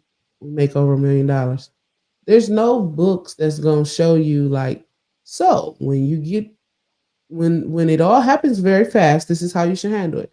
There's no book that tells you that. But what watching podcasts did was tell me how some other entrepreneurs was bumping their head.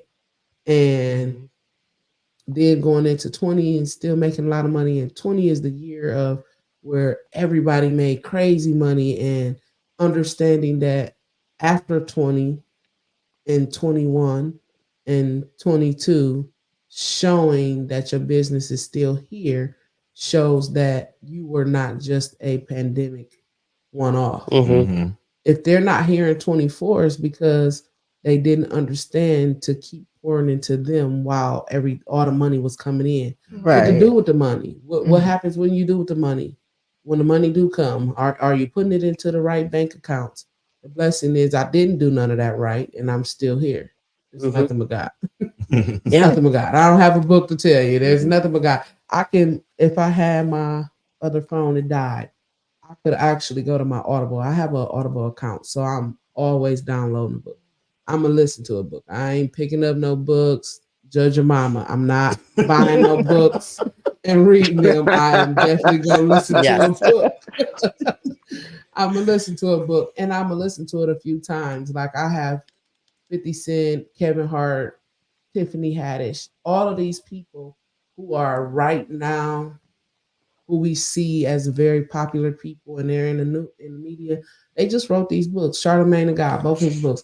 They just wrote these books, and they're speaking about what they just recently dealt with. So for me, is that right now fame? Like, okay, you was famous, but what was going on in the background? How was you dealing with that in the background? Because that's the part that don't nobody tell me. Like, I'm gonna show up every day for the daycare, but ain't nobody gonna tell me how, you still want a husband, you need to have a kid, your mama keep hollering this grandbaby mess, like all that. No. Yeah. And speaking of Tiffany Haddish, she's probably about to write a book about how to be a CIA agent. Honestly. So we just talked about her last week. So I don't know if you watched, but last week, the big T with the T was Tiffany Haddish. When people are in her comments on social media trolling, she does a background check on them and gets their phone number and she calls them. So her boyfriend was a CIA agent, is how she knows how to do it. It's just a simple website. She was on the Breakfast Club and spoke about I heard. I was listening to that too. I was gonna say, definitely, it was a good interview. That's crazy.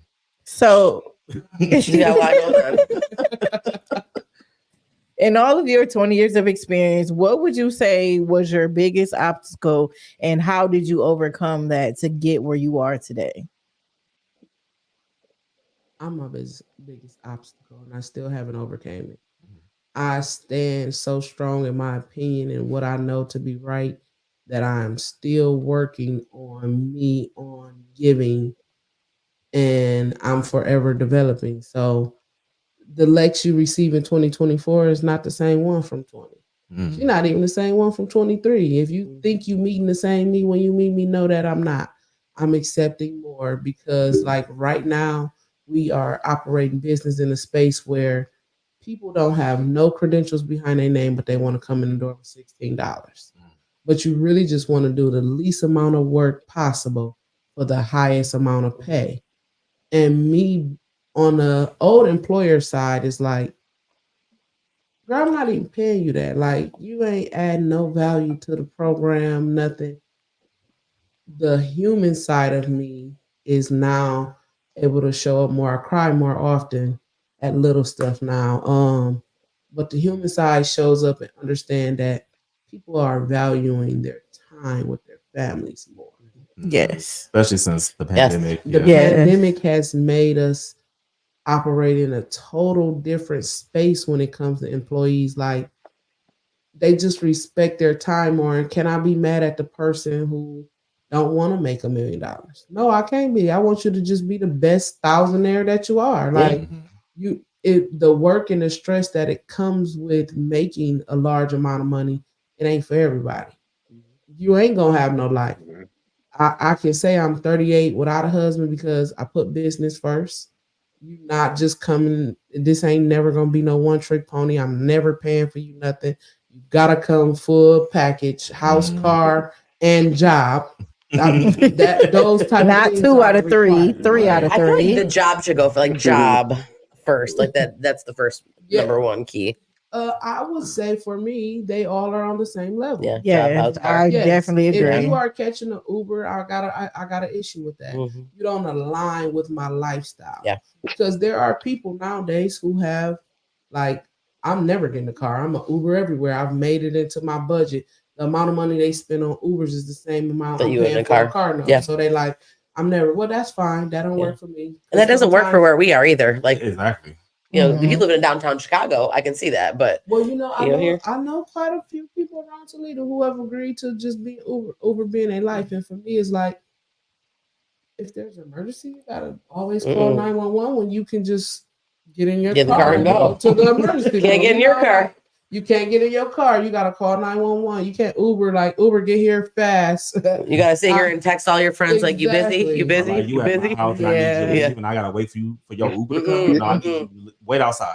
Simple. This is why I tell everybody a car is one of the requirements, because it's something so simple as this. Wait outside. I'm dropping my car off at the shop.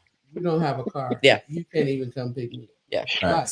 Or if I have an emergency, you can't even come help me. Or if they want to take you on a date, like, what are they going to be like? Hey, will you come pick me up at like 6 p.m.? You want to ride Uber together? I don't need you to take care of me, but I need you to be able to take care of yourself. There it is. That's what it is. That's all. Yeah. That is all. I have some brothers who have very high standards, and they not allowing no nonsense like that. That's just not gonna work. You need to have your own car, a job that can afford the things that you like, and your own place. And I'm unfortunately a little judgy. You're not gonna slide with living with your mama with me. Like, no, it's not gonna work. So owning a business, you have to know, like, sometimes I done had to cancel a flight. I was supposed to go to the cabins with my family on a family outing before. Somebody didn't show up. I can't leave my business and be like, well, they'll figure it out. Yeah. So now I'm gonna put that stress on the staff. Really being hands-on in your business is what's gonna create the success. And I know that my business was stifled at points because I got comfortable. Like, the money was coming in, pandemic. I ain't have to be at the daycare. The numbers is a little low. I'm out here in the streets during the pandemic. I'm everywhere. I'm the person who goes get all the supplies for the daycare and for my house. So it allowed me, like, I didn't sit still during the pandemic, and none of my centers fully closed. So we were still up and moving like it was a regular day, except for I just need to make sure it's gloves and I enjoy going from place to place. But I'll take a pandemic any day. This is when I made the most money. I would take a pandemic any day. You hear me? And what I loved about the pandemic is it forced a lot of people to, and I wouldn't even say force, it presented the opportunity for a lot of people to take that business venture that they had been considering, or going out on, that leap of faith that they wouldn't have had the courage to do if their job hadn't closed due to the pandemic. Yeah. Or just giving other Because opportunities. they were still getting paid. Yeah. Let's be clear. It was that part. That part too. I was gonna say other opportunities. Like, for me, I would have never thought that I would go in DoorDash. But I was driving around. I was like you. I was like, I can't be in this house. So I'm driving around, and at one point, someone's like, "Why don't you just go DoorDash?" And the money that was to be made in the pandemic, I was like, yeah, I'm already driving around. Sure, I'll pick some food up and drop it off here. Yeah. I would have never in my life before that even considered it. And I actually really enjoyed it and did it for a couple of years after, because it was a nice stress reliever for me. I could turn some music on. I can drive around, drop some stuff off, help some people. And so I think there was a lot of opportunities. And I even remember was at season 1 where we had the couple that was on. Remember they started the store, the Amazon store. Yes. Which was like really dope. And or even the cleaning company with Michael and Josh. Yeah. When I say the only thing I would say is, like, whatever you decide to jump out in, take the time to truly plan it out. Because what happens is you have money. I have money So I done paid for a trucking class. I got a trucking LLC. I ain't bought a truck, ain't buying a truck, ain't none of that. Like I just paid $1,500 for a class to learn all the ins and outs about trucking. I paid $1,500 for an Amazon store class. They email me every day. I ain't creating an Amazon store. I just want to absorb all the information I could and didn't even have the patience to sit still and really see it all the way through. As soon as I bumped my head on a little bit of something or it became a little too, all right, I'm done with this. I'm moving on to something else. I remember during the pandemic, I was saying to my brother, like, I'm gonna buy a lot of 360 booths. He like, what? Like, who does that? And I didn't do it. And that's the only business I can say that I should have moved on because I would have been the only one in the city with a whole lot of 360s and just renting them. Yeah. Something else during the pandemic that I said I want to do. Oh, I wanted to buy some property.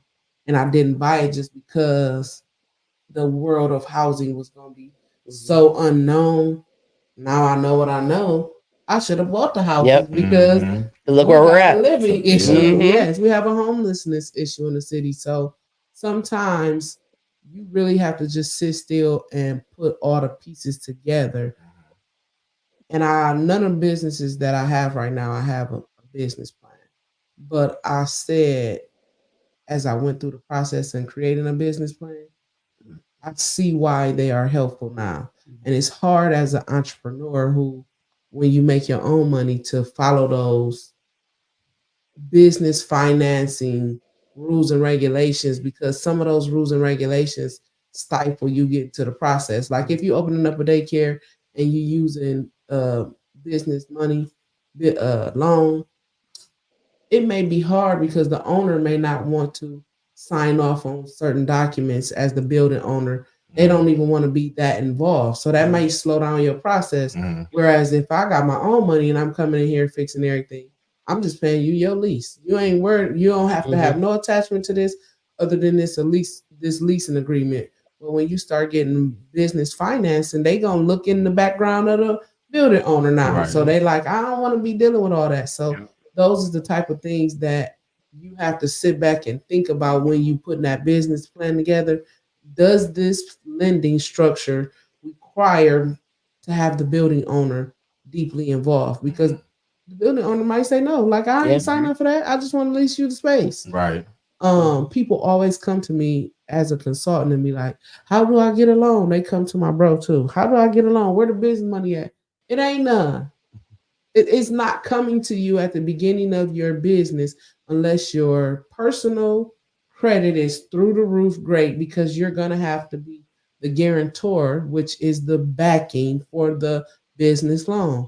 If you don't have nothing but, if you have a regular job making regular money, but you want this bank to give you $500,000, no, you can't back that. Sorry, your credit is not going to be high enough. Right. And your W-2 isn't high enough either. So it's just certain pieces that you have to realize, like, unless you are doing some Shark Tank type stuff for a grant, because we do have Jumpstart. Yeah. It's kind of a little Shark Tanky. It's going to teach you some knowledge. And then whoever has the best sale pitch up there, they get the money. Unless you're doing that. And if we be honest, none of those are going to jumpstart your company. That's going to be the only funding you need. You just truly have to put in the work. You need to work 2 jobs if you want to create a life-changing opportunity. Just working one job ain't gonna do it. Absolutely. Yeah. Totally agree. Yeah. Now with the early start behavioral health, what are some of the services you're going to be offering? We will focus a lot on building those core foundations for children. It's really truly teaching them how to process. So we're operating in a space where we focus. We are the only behavioral health agency that is focusing on preschool children. So there is none right now as of today. We'll open up one tomorrow. That's okay. Doesn't bother me. I know Toledo. People be copying. Everyone's already got out their notebooks. Look, you can copy. It's okay. We don't care about Just know that. when it comes to opening a business, it takes hard work, commitment, money, and dedication. credit. Not monkey see, monkey do, because you're gonna fail. So It's not cookie cut. I'm here to tell you. But there's a big need for this. Yes. When you focus on preschool children, it's going to have us inside of the classroom a lot. Yeah. Because sometimes it's not always the kid. It may be the structure inside the classroom that this child just doesn't mix with. So we'll find ourselves doing a lot of in classroom observations, Sometimes and we're it's the gonna teacher. yes, it's sometimes the teacher, and we'll be offering a service that we are willing to come in and train your teachers also. And that's one thing that like is always so interesting to me, because as long as I've been working in education for 12 years, there are some teachers who feel like they are never the trigger. Right. And I'm like, are you serious? Because this kid only trips out with you. Yeah. And they have 7 other teachers. And I can honestly say it's almost more often than not, it is the teacher or an adult that just doesn't understand, isn't working with the way the kid needs to be worked with. And not every child learn the same. No. And you just got to take that into account. And sometimes the teacher, you just got bad energy. So we'll be offering individual therapy, group therapy, mental health day treatment. So all of those common behavior health programs you see. This summer we have a behavior health summer camp. So those children who are in our behavior health program, they'll be able to do, and it's nothing. I mean, the legal terminology will be mental health day treatment, but in there, it's more of a focus on giving them experiences that they don't get to do often. You don't often get to be one-on-one with an artist and in our art classes, or we have a beat class, a bebop class, where we didn't just bought some drumsticks and buckets. And we just gonna have fun with it.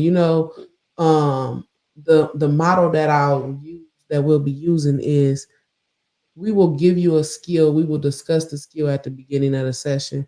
You will then have fun because you need to take time to now go try to use this skill.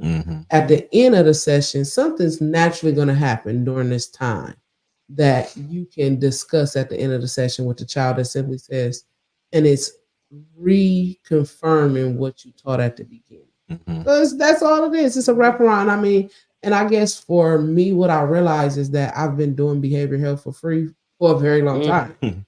That's really what I realize, is that helping the whole family is very important to us. So we will have required parenting classes because the parents have to come in, and it ain't even that I'm trying to change who you are as a parent. I'm trying to teach you how to deal with the child you birthed, because what you do at home don't really matter. It's how it applies to the child that matters. Yeah. I can't tell you, girl, stop smoking weed. No, I want to tell you, like, your 3-year-old was in here rolling up little trees with the grass. So we need to make sure we conduct ourselves. And some of those formalities that people are so against, those formalities was put in place for a reason. Right. This is not to stand in the space of judgment. This is to stand in the space of, let's correct it while they're young. I've had many of families over these 20 years. I've had plenty of women who have a baby when they're 19, 20. And I'm like, okay, baby just born. If we do this right, you grind for these first 3-4 years so that by the time they get 5 years old and they're in kindergarten, you will have a job where you have put in enough time to have a first shift job so that you are either doing one or the two for your child. You are either dropping them off at school every day or you're picking them up from school every day. But what you don't want is the child care center to fully raise your child and be the drop off and the pickup. Absolutely. Because that doesn't allow you to create a relationship at the school. And you're a great parent when you show up for the school. Because if you're able to drop your kid off at school, you're the parent who we made muffins with mom in the morning for. Yeah. If you can only pick them up in the afternoon, you're the parent who we made donuts with dad in the afternoon for, because we're considering all of this as the school, but we need to see your face. Don't just be the parent. So I feel like in our preschool, we give homework in preschool. They have to wear uniforms in preschool. They have 3 days a week where they're having homework, because I'm grooming this parent to be a great parent when they go to kindergarten. So these are some of the standards that's going to take place. Once they hit to that second year of preschool, we are now saying, I need to send you a little note home, because guess what? When they in school, you got to sign the book every day. So let me send you a little note and see if you're going to sign it, because I'm going to make sure you sign it. I'm going to put the responsibility on my 4-year-old to say, when your mom signs this, whoever signs it with you at home, you bring it back signed, you get to go in the prize bag. I'm already teaching your child how to make sure he does his homework. Unfortunately, I hear the trend at school is no more homework nowadays. But whatever the case may be, we're aligning and putting those pieces in place. And then how we piggyback off of that is if this child, when he was 3 years old, showed some behavior issues, we can refer you to early start behavior health, where we can then take time outside of preschool time and work with him one-on-one just on when you mad, don't get to running around from the teacher. How should we handle that? That type of thing. So you get to have me in class. So that's why we're hiring right now, because you can come and work underneath this guru. And I really, when I say that, that somebody else gave me that name, so I'm running with it. But the goal is that I want to be able to pour into my staff so that once you've been with us for 2 or 3 years, if you love children and you really want to do this, 3rd year we opening up you a daycare.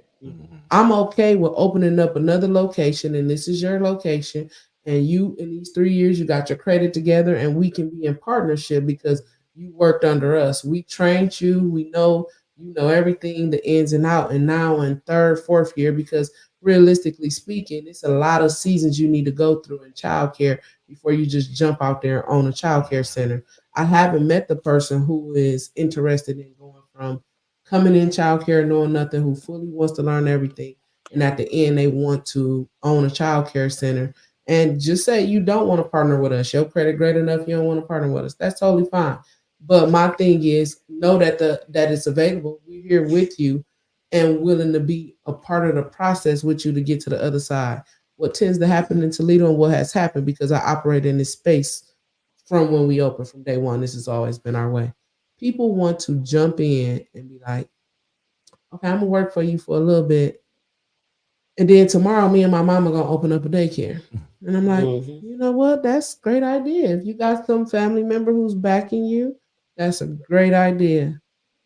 In them 6 months, you never came to work on time. You always Right. had it on. Yeah. You couldn't stay consistently in your classroom. Like, it's everything that I see. Maybe you're not gonna make it to the owning the center goal, but I'm not the person to tell you that. So I allow you to keep on going. I just know at the end of these 6 months, you've shown me you couldn't do what I needed you to do, and you can't stay here. Yeah. If you don't want to grow, we gotta let you go. That's pretty much where this goes right now. I love that. I'm hiring. I'm putting on a hiring camp, and it's gonna be the fittest of the whoever's the best, they survive. But my thing is, if you don't want to grow, you gotta go. I love that. As an entrepreneur, I'm like, that's in life in general. That is in life, yes. That too. As an entrepreneur, my biggest lesson has been, we would hire, but we'd keep you. You didn't show up. Oh, why you didn't show up? We take that excuse. We take you in the office. We try it again. I've learned nothing. If I can't tell no other entrepreneur nothing, hire slow and fire fast. The reason your company don't go where it needs to go is because the entitlement of the employees that are there. Hire slow, fire fast. I love that. What positions are you hiring from or hiring for? We are hiring for, I need a preschool teacher. So with us now becoming a START program, it's going to allow us to give preschool a more rambunctious feel, because we are going to not only train you as a preschool teacher, but you're also going to be a qualified mental health specialist. So you'll have the availability to work in either company, but those skills are necessary in the classroom. So when you are in the classroom, I need you to be able to implement these things we taught you on the behavioral health side. We need day-to-day staff. We are hiring for all shifts. We have a 24-hour location, so we need staff for all of those shifts. But when it comes to this position of empowerment, it can simply be a preschool teacher who is showing me that I want to, at the end of this 3 to 4 years, be able to open up a center.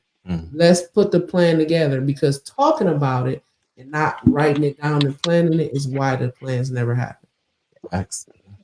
I saw this quote that said, "You are responsible for what comes out of your house," and I thought that was such the dopest quote, because a lot of times, I mean, especially like with our kids, like, we are responsible for what comes out of our house and goes into the world. So when you have programs like early behavior start and other preschools and different resources, like you need to use that, especially if you know that you need help and you can't help your child. Go ahead. It's okay to seek out and say, I need help with my child. My child is displaying behaviors. I don't know how to handle that as a parent. Can you please help me? But at the end of the day, please remember that you are responsible for what comes out of your house. Absolutely. And I like the school to home connection that you're talking about, because then it shows that everybody's on the same page. That's definitely the most necessary part. I tell everybody when it comes to this needing an employee thing, and if you think that we are lying as a company, I can tell you right now we have one daycare owner who once worked for us, and when it was time for her to buy a daycare, open her daycare, she gave us a call immediately. K&J's Education on Alexis, Summer Bonds. Yes, she started off working for us at Three Hearts, and she knows still to this day she can call me with any question, anything, because I'm gonna always be a partner in this thing we call childcare. I can think of I have parents who were in my in-home daycare who they both just opened up daycares this year. They were the parents who actually had the most kids at the time when they was there. One had 4, the other one got 5. Their kids are all grown now, and one of them, the youngest one, Toriana Johnson, just opened up her daycare. She was one of my daycare babies. She just graduated from high school last year. Her mom was her partner, and they just opened up a daycare. I would say my biggest uh accomplishment would be Julia Miller. My best friend used to work for us. She worked for us 10 years inside our in-home daycare. Then when I opened up a center, she came and worked for me at the center also. And now she owns her own center, which she's been open a little over 2 years now, S&J's in Doran Reynolds Plaza. Anybody who I named, and there's a whole lot more to name to go with them, but anybody who's opened up a center that's ever been connected to me, they all know they call my phone. It's no question you can't answer. You can't ask me because I've been there. I've had every state official you can think of called on me. I'm talking about wage and hours at the door. Oh Lord, it was scary. But I've had them all, and I can walk you through any process or any experience you've experienced in the field. But that's really what networking is you need to always keep somebody who's a little more experienced than you. So my mentor, he's in Bedford. First daycare owner that I know awarded $300,000 to open up a daycare center from the state. His family business been open 50 years. So that's just a whole different experience there. And he's a Caucasian male, and he's honestly, due to a lot of conversations with him, he's in Bedford, experienced the same behavioral problems that we're experiencing here. So it doesn't matter the community that you live in. It doesn't matter the color of the kid. We all going through the same stuff. And when you have those partners in the industry you can just rely on. Shout out to, I call her the GOAT, because she's the first African American to build a daycare from the ground up, Miss Aletha Easterly over at Quality Time. Her son is my best friend. So like I pull from the village. Village was only natural. Like this ain't just me. I ain't gonna tell you it was all me. Every person I have some interaction with, they tell you I be asking questions. I need to know. When it comes to the world of business, and really I would say a bulk of a nice chunk of information came when I got a partner. When me and Kenny partnered, he already been an entrepreneur for 20 years by the time we partnered. So just a lot of things being able to run fast off the top of his head, where I learned how to make LLCs from working with my partner. Like, it's so much. You just need to really make sure that when you create a group of friends, you can learn from all these friends. Absolutely. We can all learn. Absolutely. I love that part. Yes. They say if you're the smartest person in the room, you in the wrong room. So before we move on, I want to ask you, what are some of your business do's and business don'ts? Oh Lord. Business do's and business don'ts.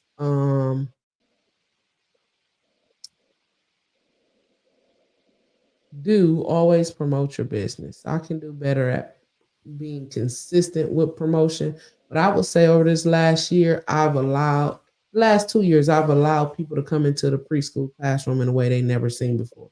So I'll go live during class, and you always see somebody on the live like, wow, they listen good. And I'm like, yeah, that's what we do around here. Love, education, and structure is the standard that we operate in. As long as they're not taking down your braids now. Exactly. We won't be doing that. That is on the don't list. That is my don't. I have very high standards for my summer youth when they come work. So I have a list of don'ts. Like when Tamika Russian over at Pathways, when she sends me summer youth, I have to have a meeting with them and their parents at the beginning before they can start, because we need to go over the don'ts. You won't have your cell phone out. You won't wear any booty shorts. There will not be any bonnets on your head. Like, we have a whole list of don'ts that take place. And we even do that with our staff. All of our staff wear scrubs just because it looks uniform. Yeah. Right. And I'm the owner who's going to tell you, baby, them scrubs are a little too tight. You ain't trying to have no cheeks out in here. Yeah. What's appropriate for being in the space with children? Because guess what? A preschooler keeps seeing a big butt in some tight pants. He's going to touch your butt.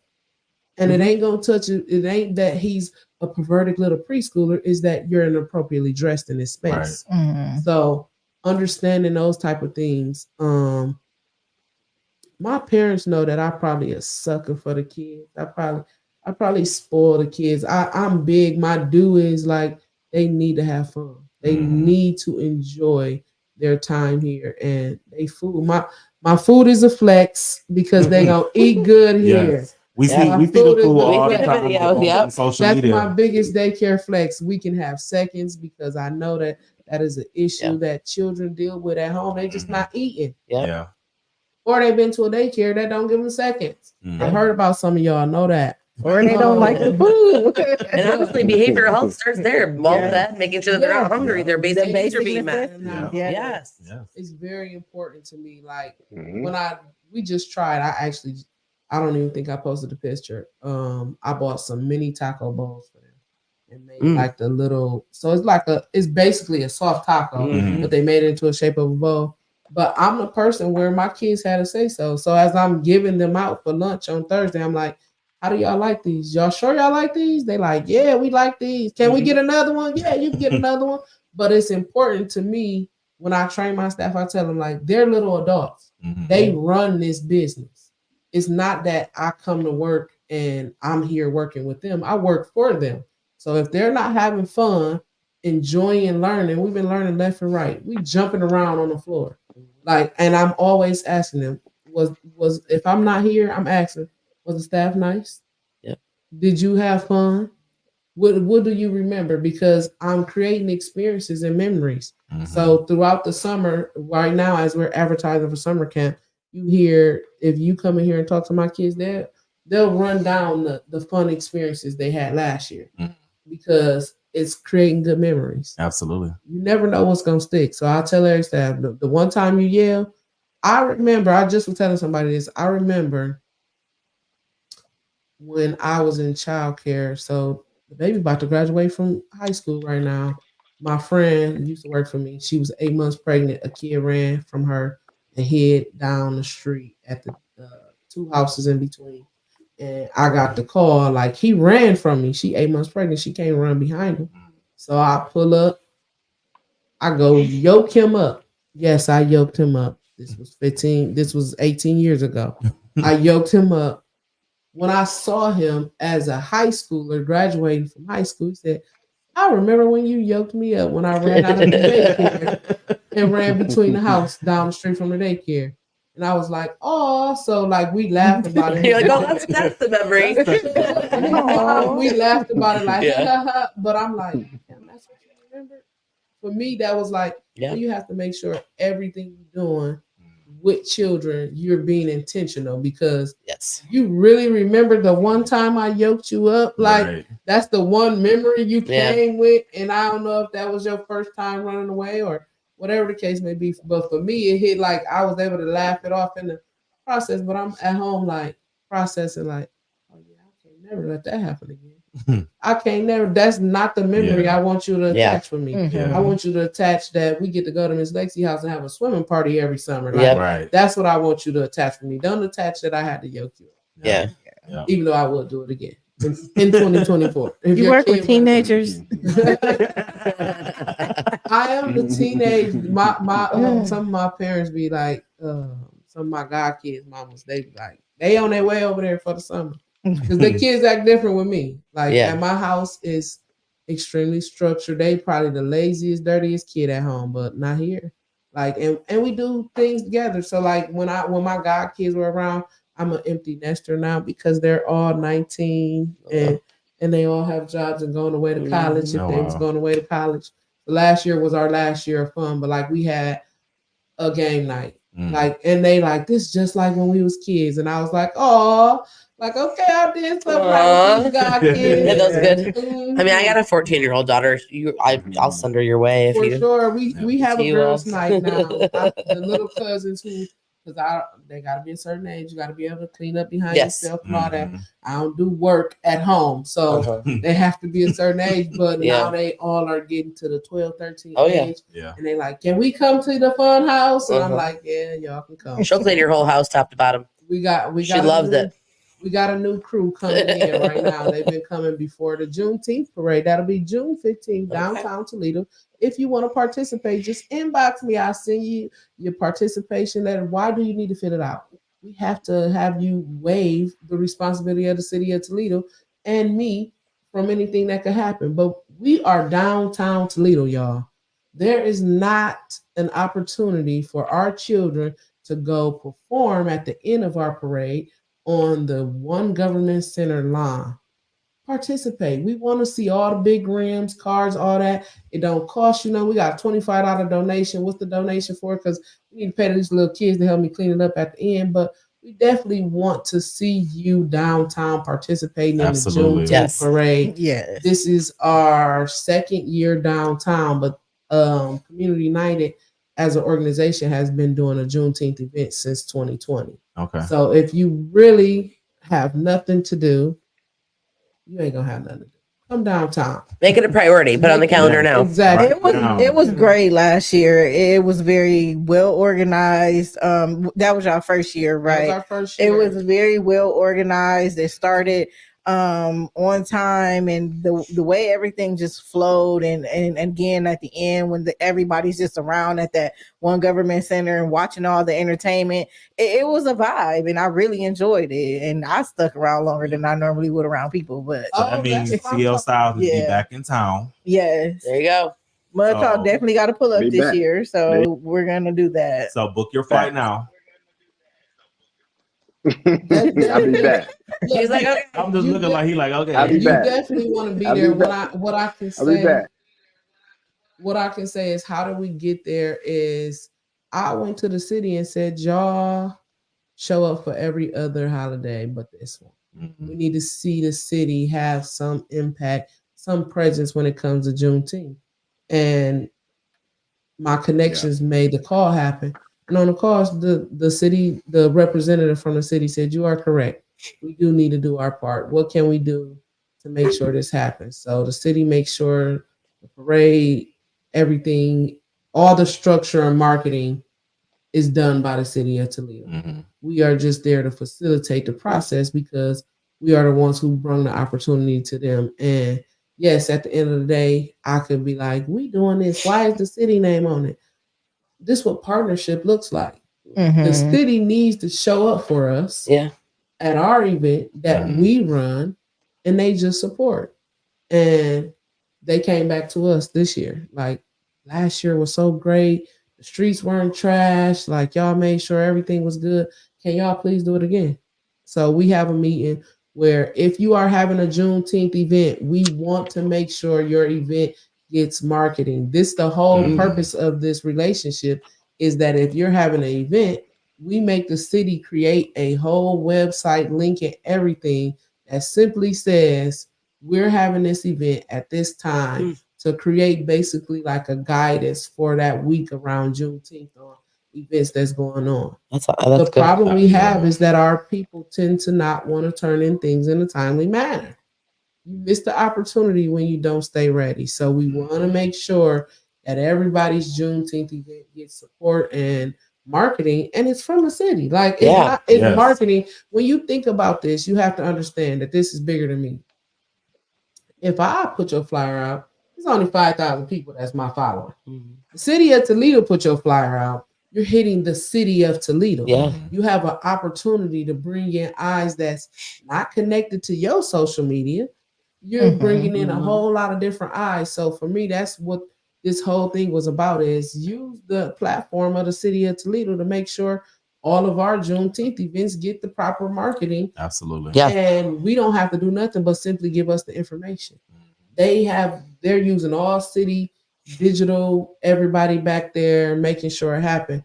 All we need is you to turn in your flyer to us. Absolutely. That's it. Now we do vet events, let's be clear, because we are going to bring amount of traffic that you probably wouldn't normally get. So like if you random Joe saying I'm having a backyard event, like no, the backyard event ain't going there. Oh, The backyard kickback. I was waiting for my invitation to the barbecue. Look, we do put some type of regulations on it because Like a business organization. yeah, it just can't be anything. But like it's some dope stuff that's planned around Juneteenth, and you won't know about it just due to the algorithms.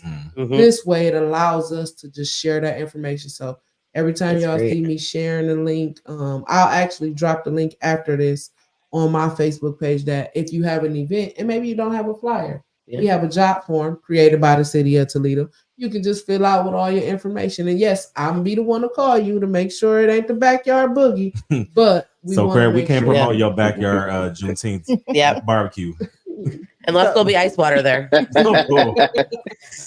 we love some ice water. And not be in the ice water. Tell the people how to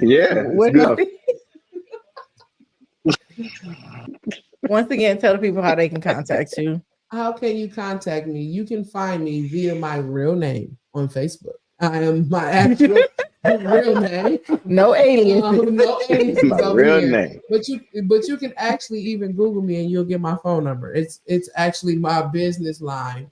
You can call me directly. Find me on Facebook. You can catch me at Village Academy.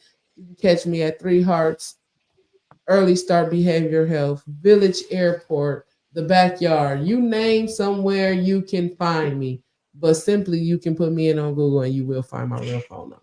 And we also have the information at the bottom of the screen. Call 419-720-5355. For sure. Get in, man. When I tell you I'm doing enrollment, I've just been doing these random days where I'm just posting we're enrolling. And when I say they knocking down the door, so get your kid in because we gonna have fun. And they got good food too. Yep. They got Taco Bowl. All right, Miss Lexi, but we can't let you leave just yet. See how get your life together. Like the biggest delay ever. For sure.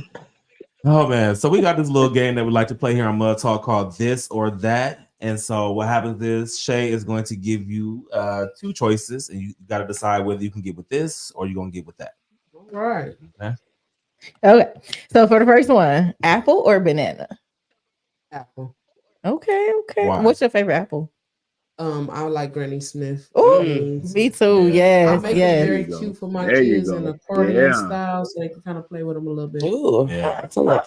Now, did you just bite into the apple, or do you like slice it up? I'm a slicer. Yes, me too. Either way, I can get it. I love them. Yeah. And then, like when you bite into it, like you're gonna break your teeth off. Yeah, I need this. I like the way the juice just squirt in your mouth. Like, well. Whoa, Shay. Whoa, Shay.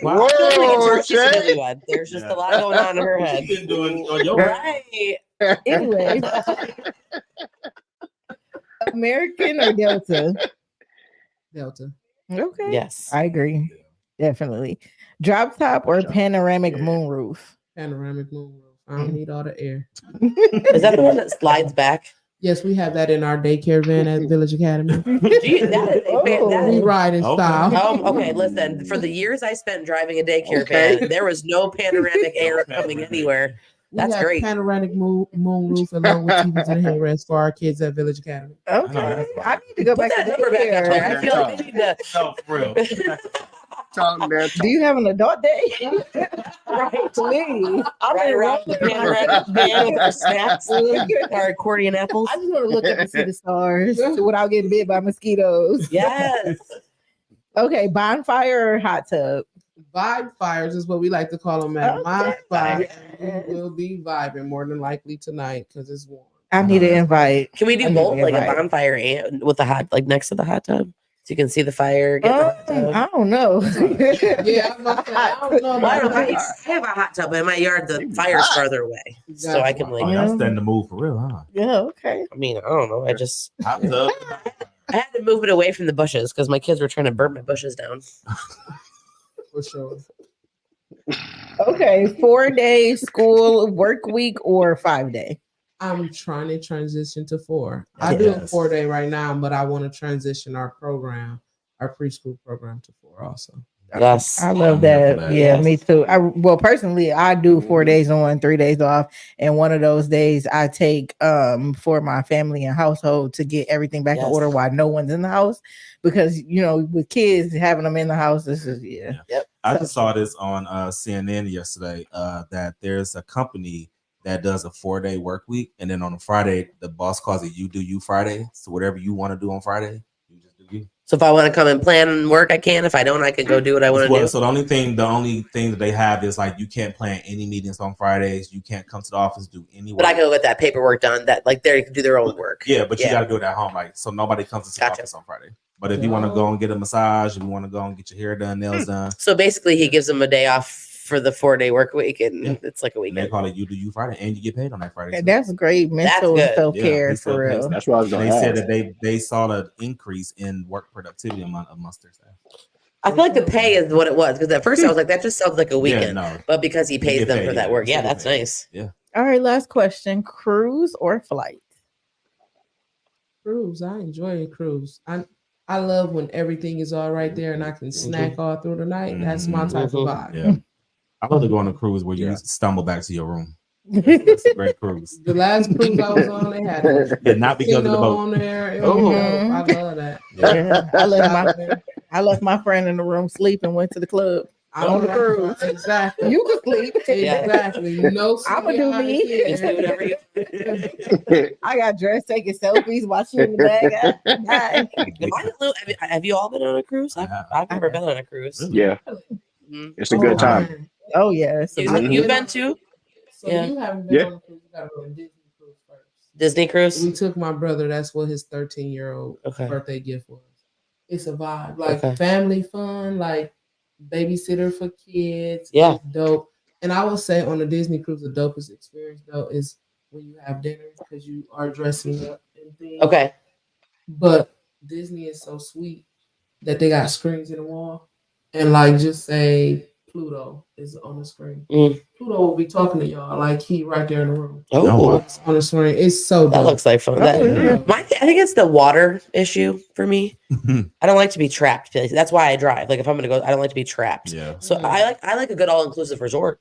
Like I've been to Jamaica twice, and those are nice. We heard all about that, but that's kind of the same way. Like there's clubs, there's the spa, there's snacks. I just don't feel like I'm trapped. I know I'm on an island, but I'm not trapped in water. Gotcha. I mean, I was thinking there's no naked Jesus on a cruise. You never know. You never know. I feel like I would go on a cruise, and then all of a sudden, naked Jesus would appear. He might be. I don't know. Maybe I'll do a cruise one of these days. Better not be on a Disney cruise. That'd be a No. That'll be right. That's it. News. That's how you catch shot. If that happens, I will do a Mud Talk exclusive on that tea because that would be a That's how you catch sharks. Yes. I spent $600 on the internet on a cruise because you have no. Oh, see, no. Yes, and I didn't realize then until I had a internet habit.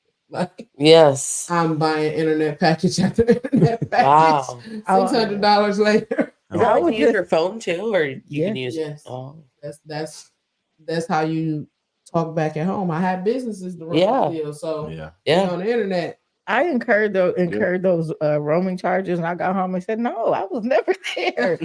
Knocking right off my bill. I wasn't paying that one. What was it? $195? Oh, y'all, baby, no, it wasn't me. I will say though, when I'm on vacation, I'm very big on it. I don't turn the TV on usually. If I had businesses, I would be on my phone and stuff doing that. But other than that, I'm not a TV person. Yeah, if I'm on vacation, TV's off.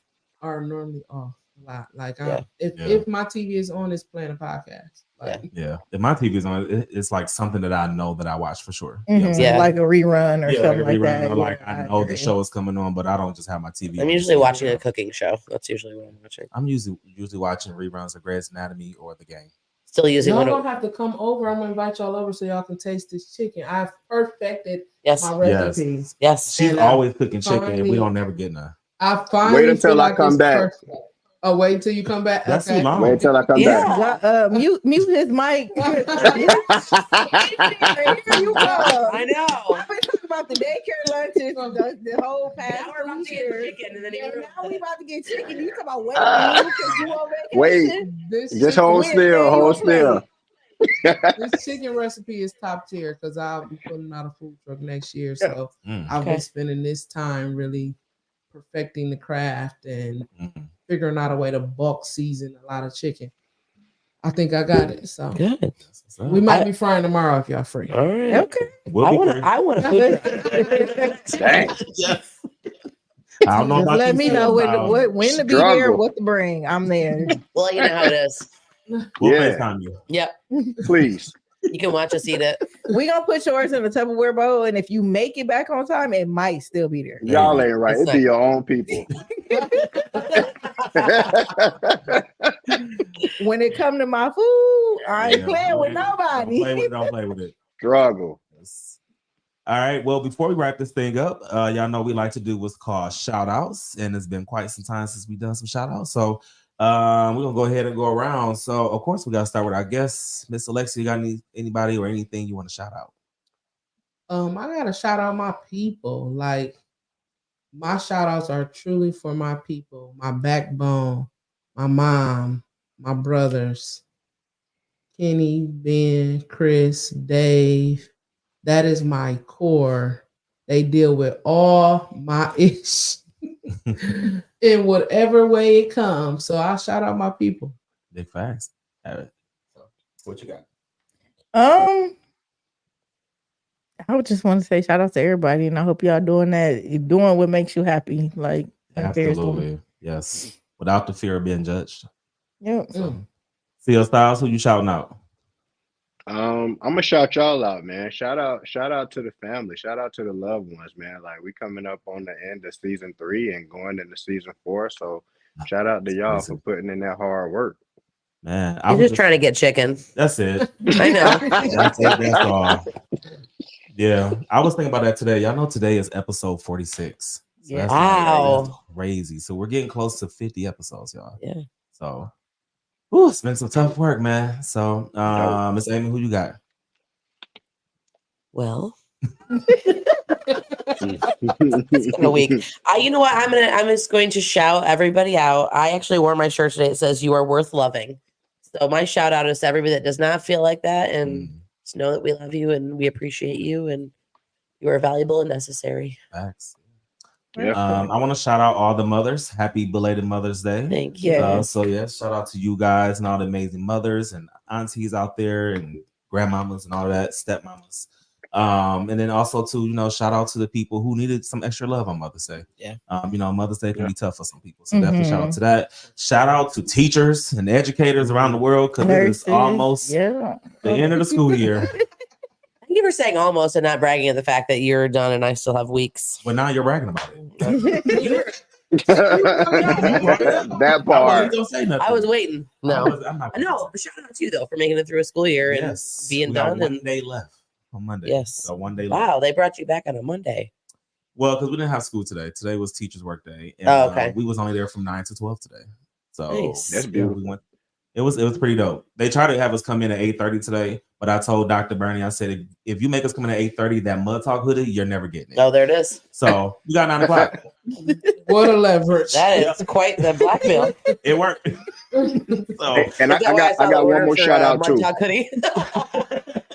Probably so. He was like, all right. What'd you say, CL Styles? I got one more shout out too, man. Shout out to the dads for Father's Day. I know it's coming up. We probably won't be on air during that time. So shout out to all the good dads out there, man, that's taking time. Yes. That's a good one, CL Styles. These moms be always getting all the love. And then when Father's Day comes, you see them popping up like, I'm a dad too. No.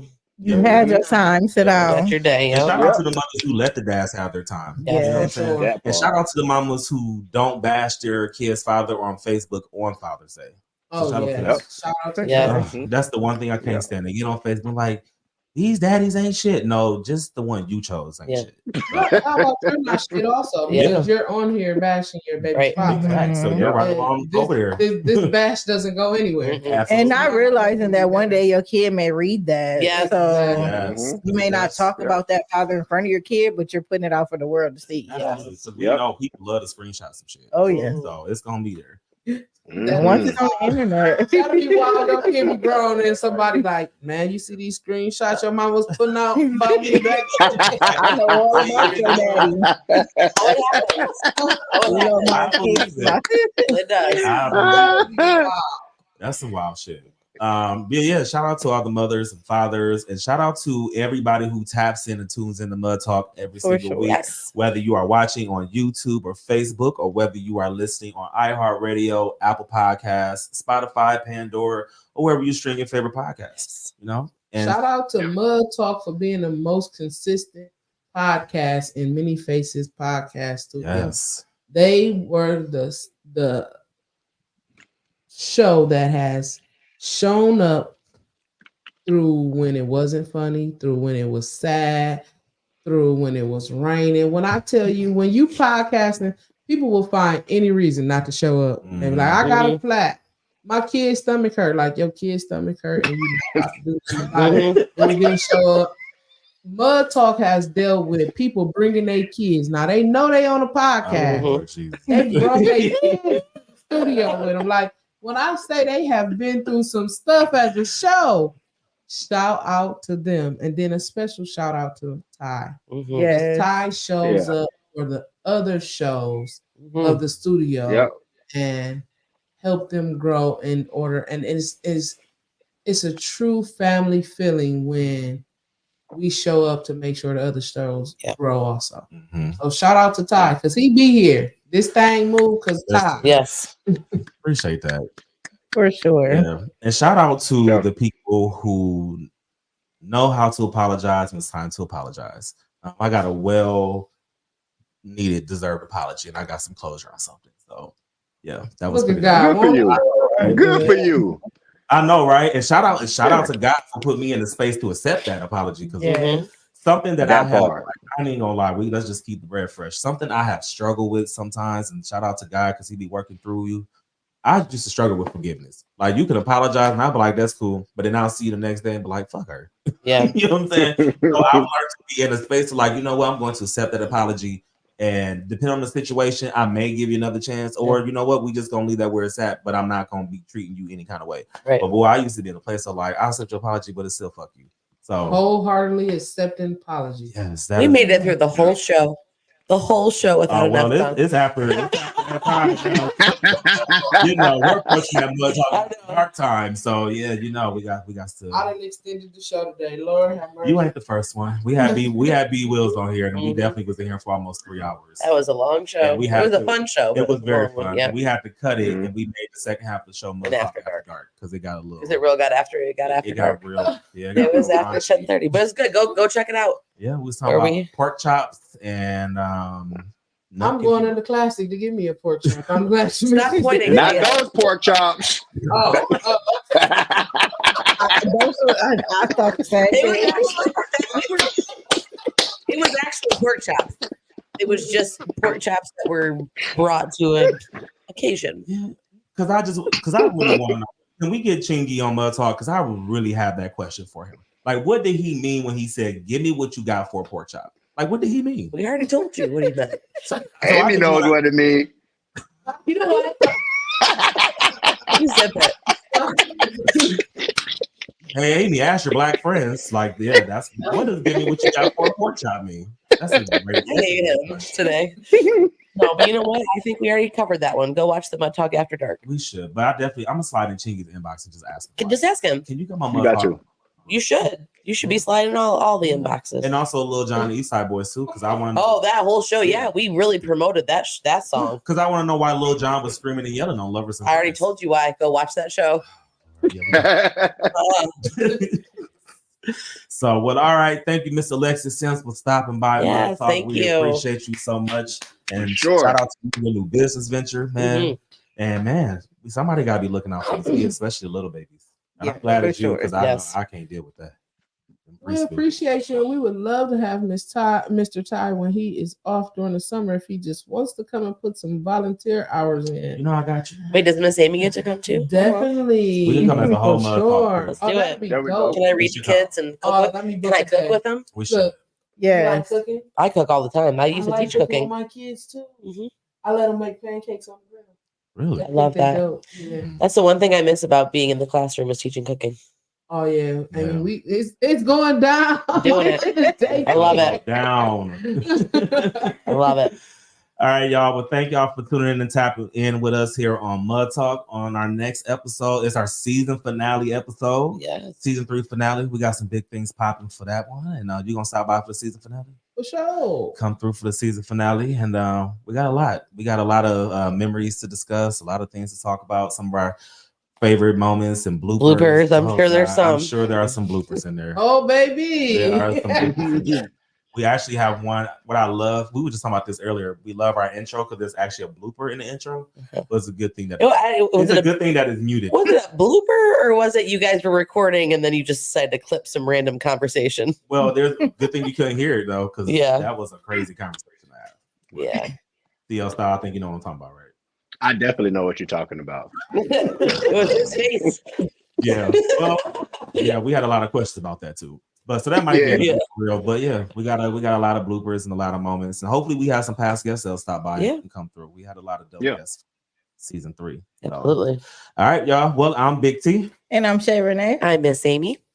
And I'm your hostess, CL Styles with the mostest. Hey. You good over there? I'm good. It must be. Florida's on different time, I guess. He ready to go outside them hoochie daddies. That's what it is. That's what it is. Yep. Hoochie daddies. He's like, I got my shorts on. I'm ready to go. Ready to make a move. Well, let me close this out then. Well, you officially tuned in to Tapped into the hottest podcast that brings you the latest in music, news, and fashion, and the only show that keeps our ears to the streets. While you grind and shine. Hey, we will see y'all next time.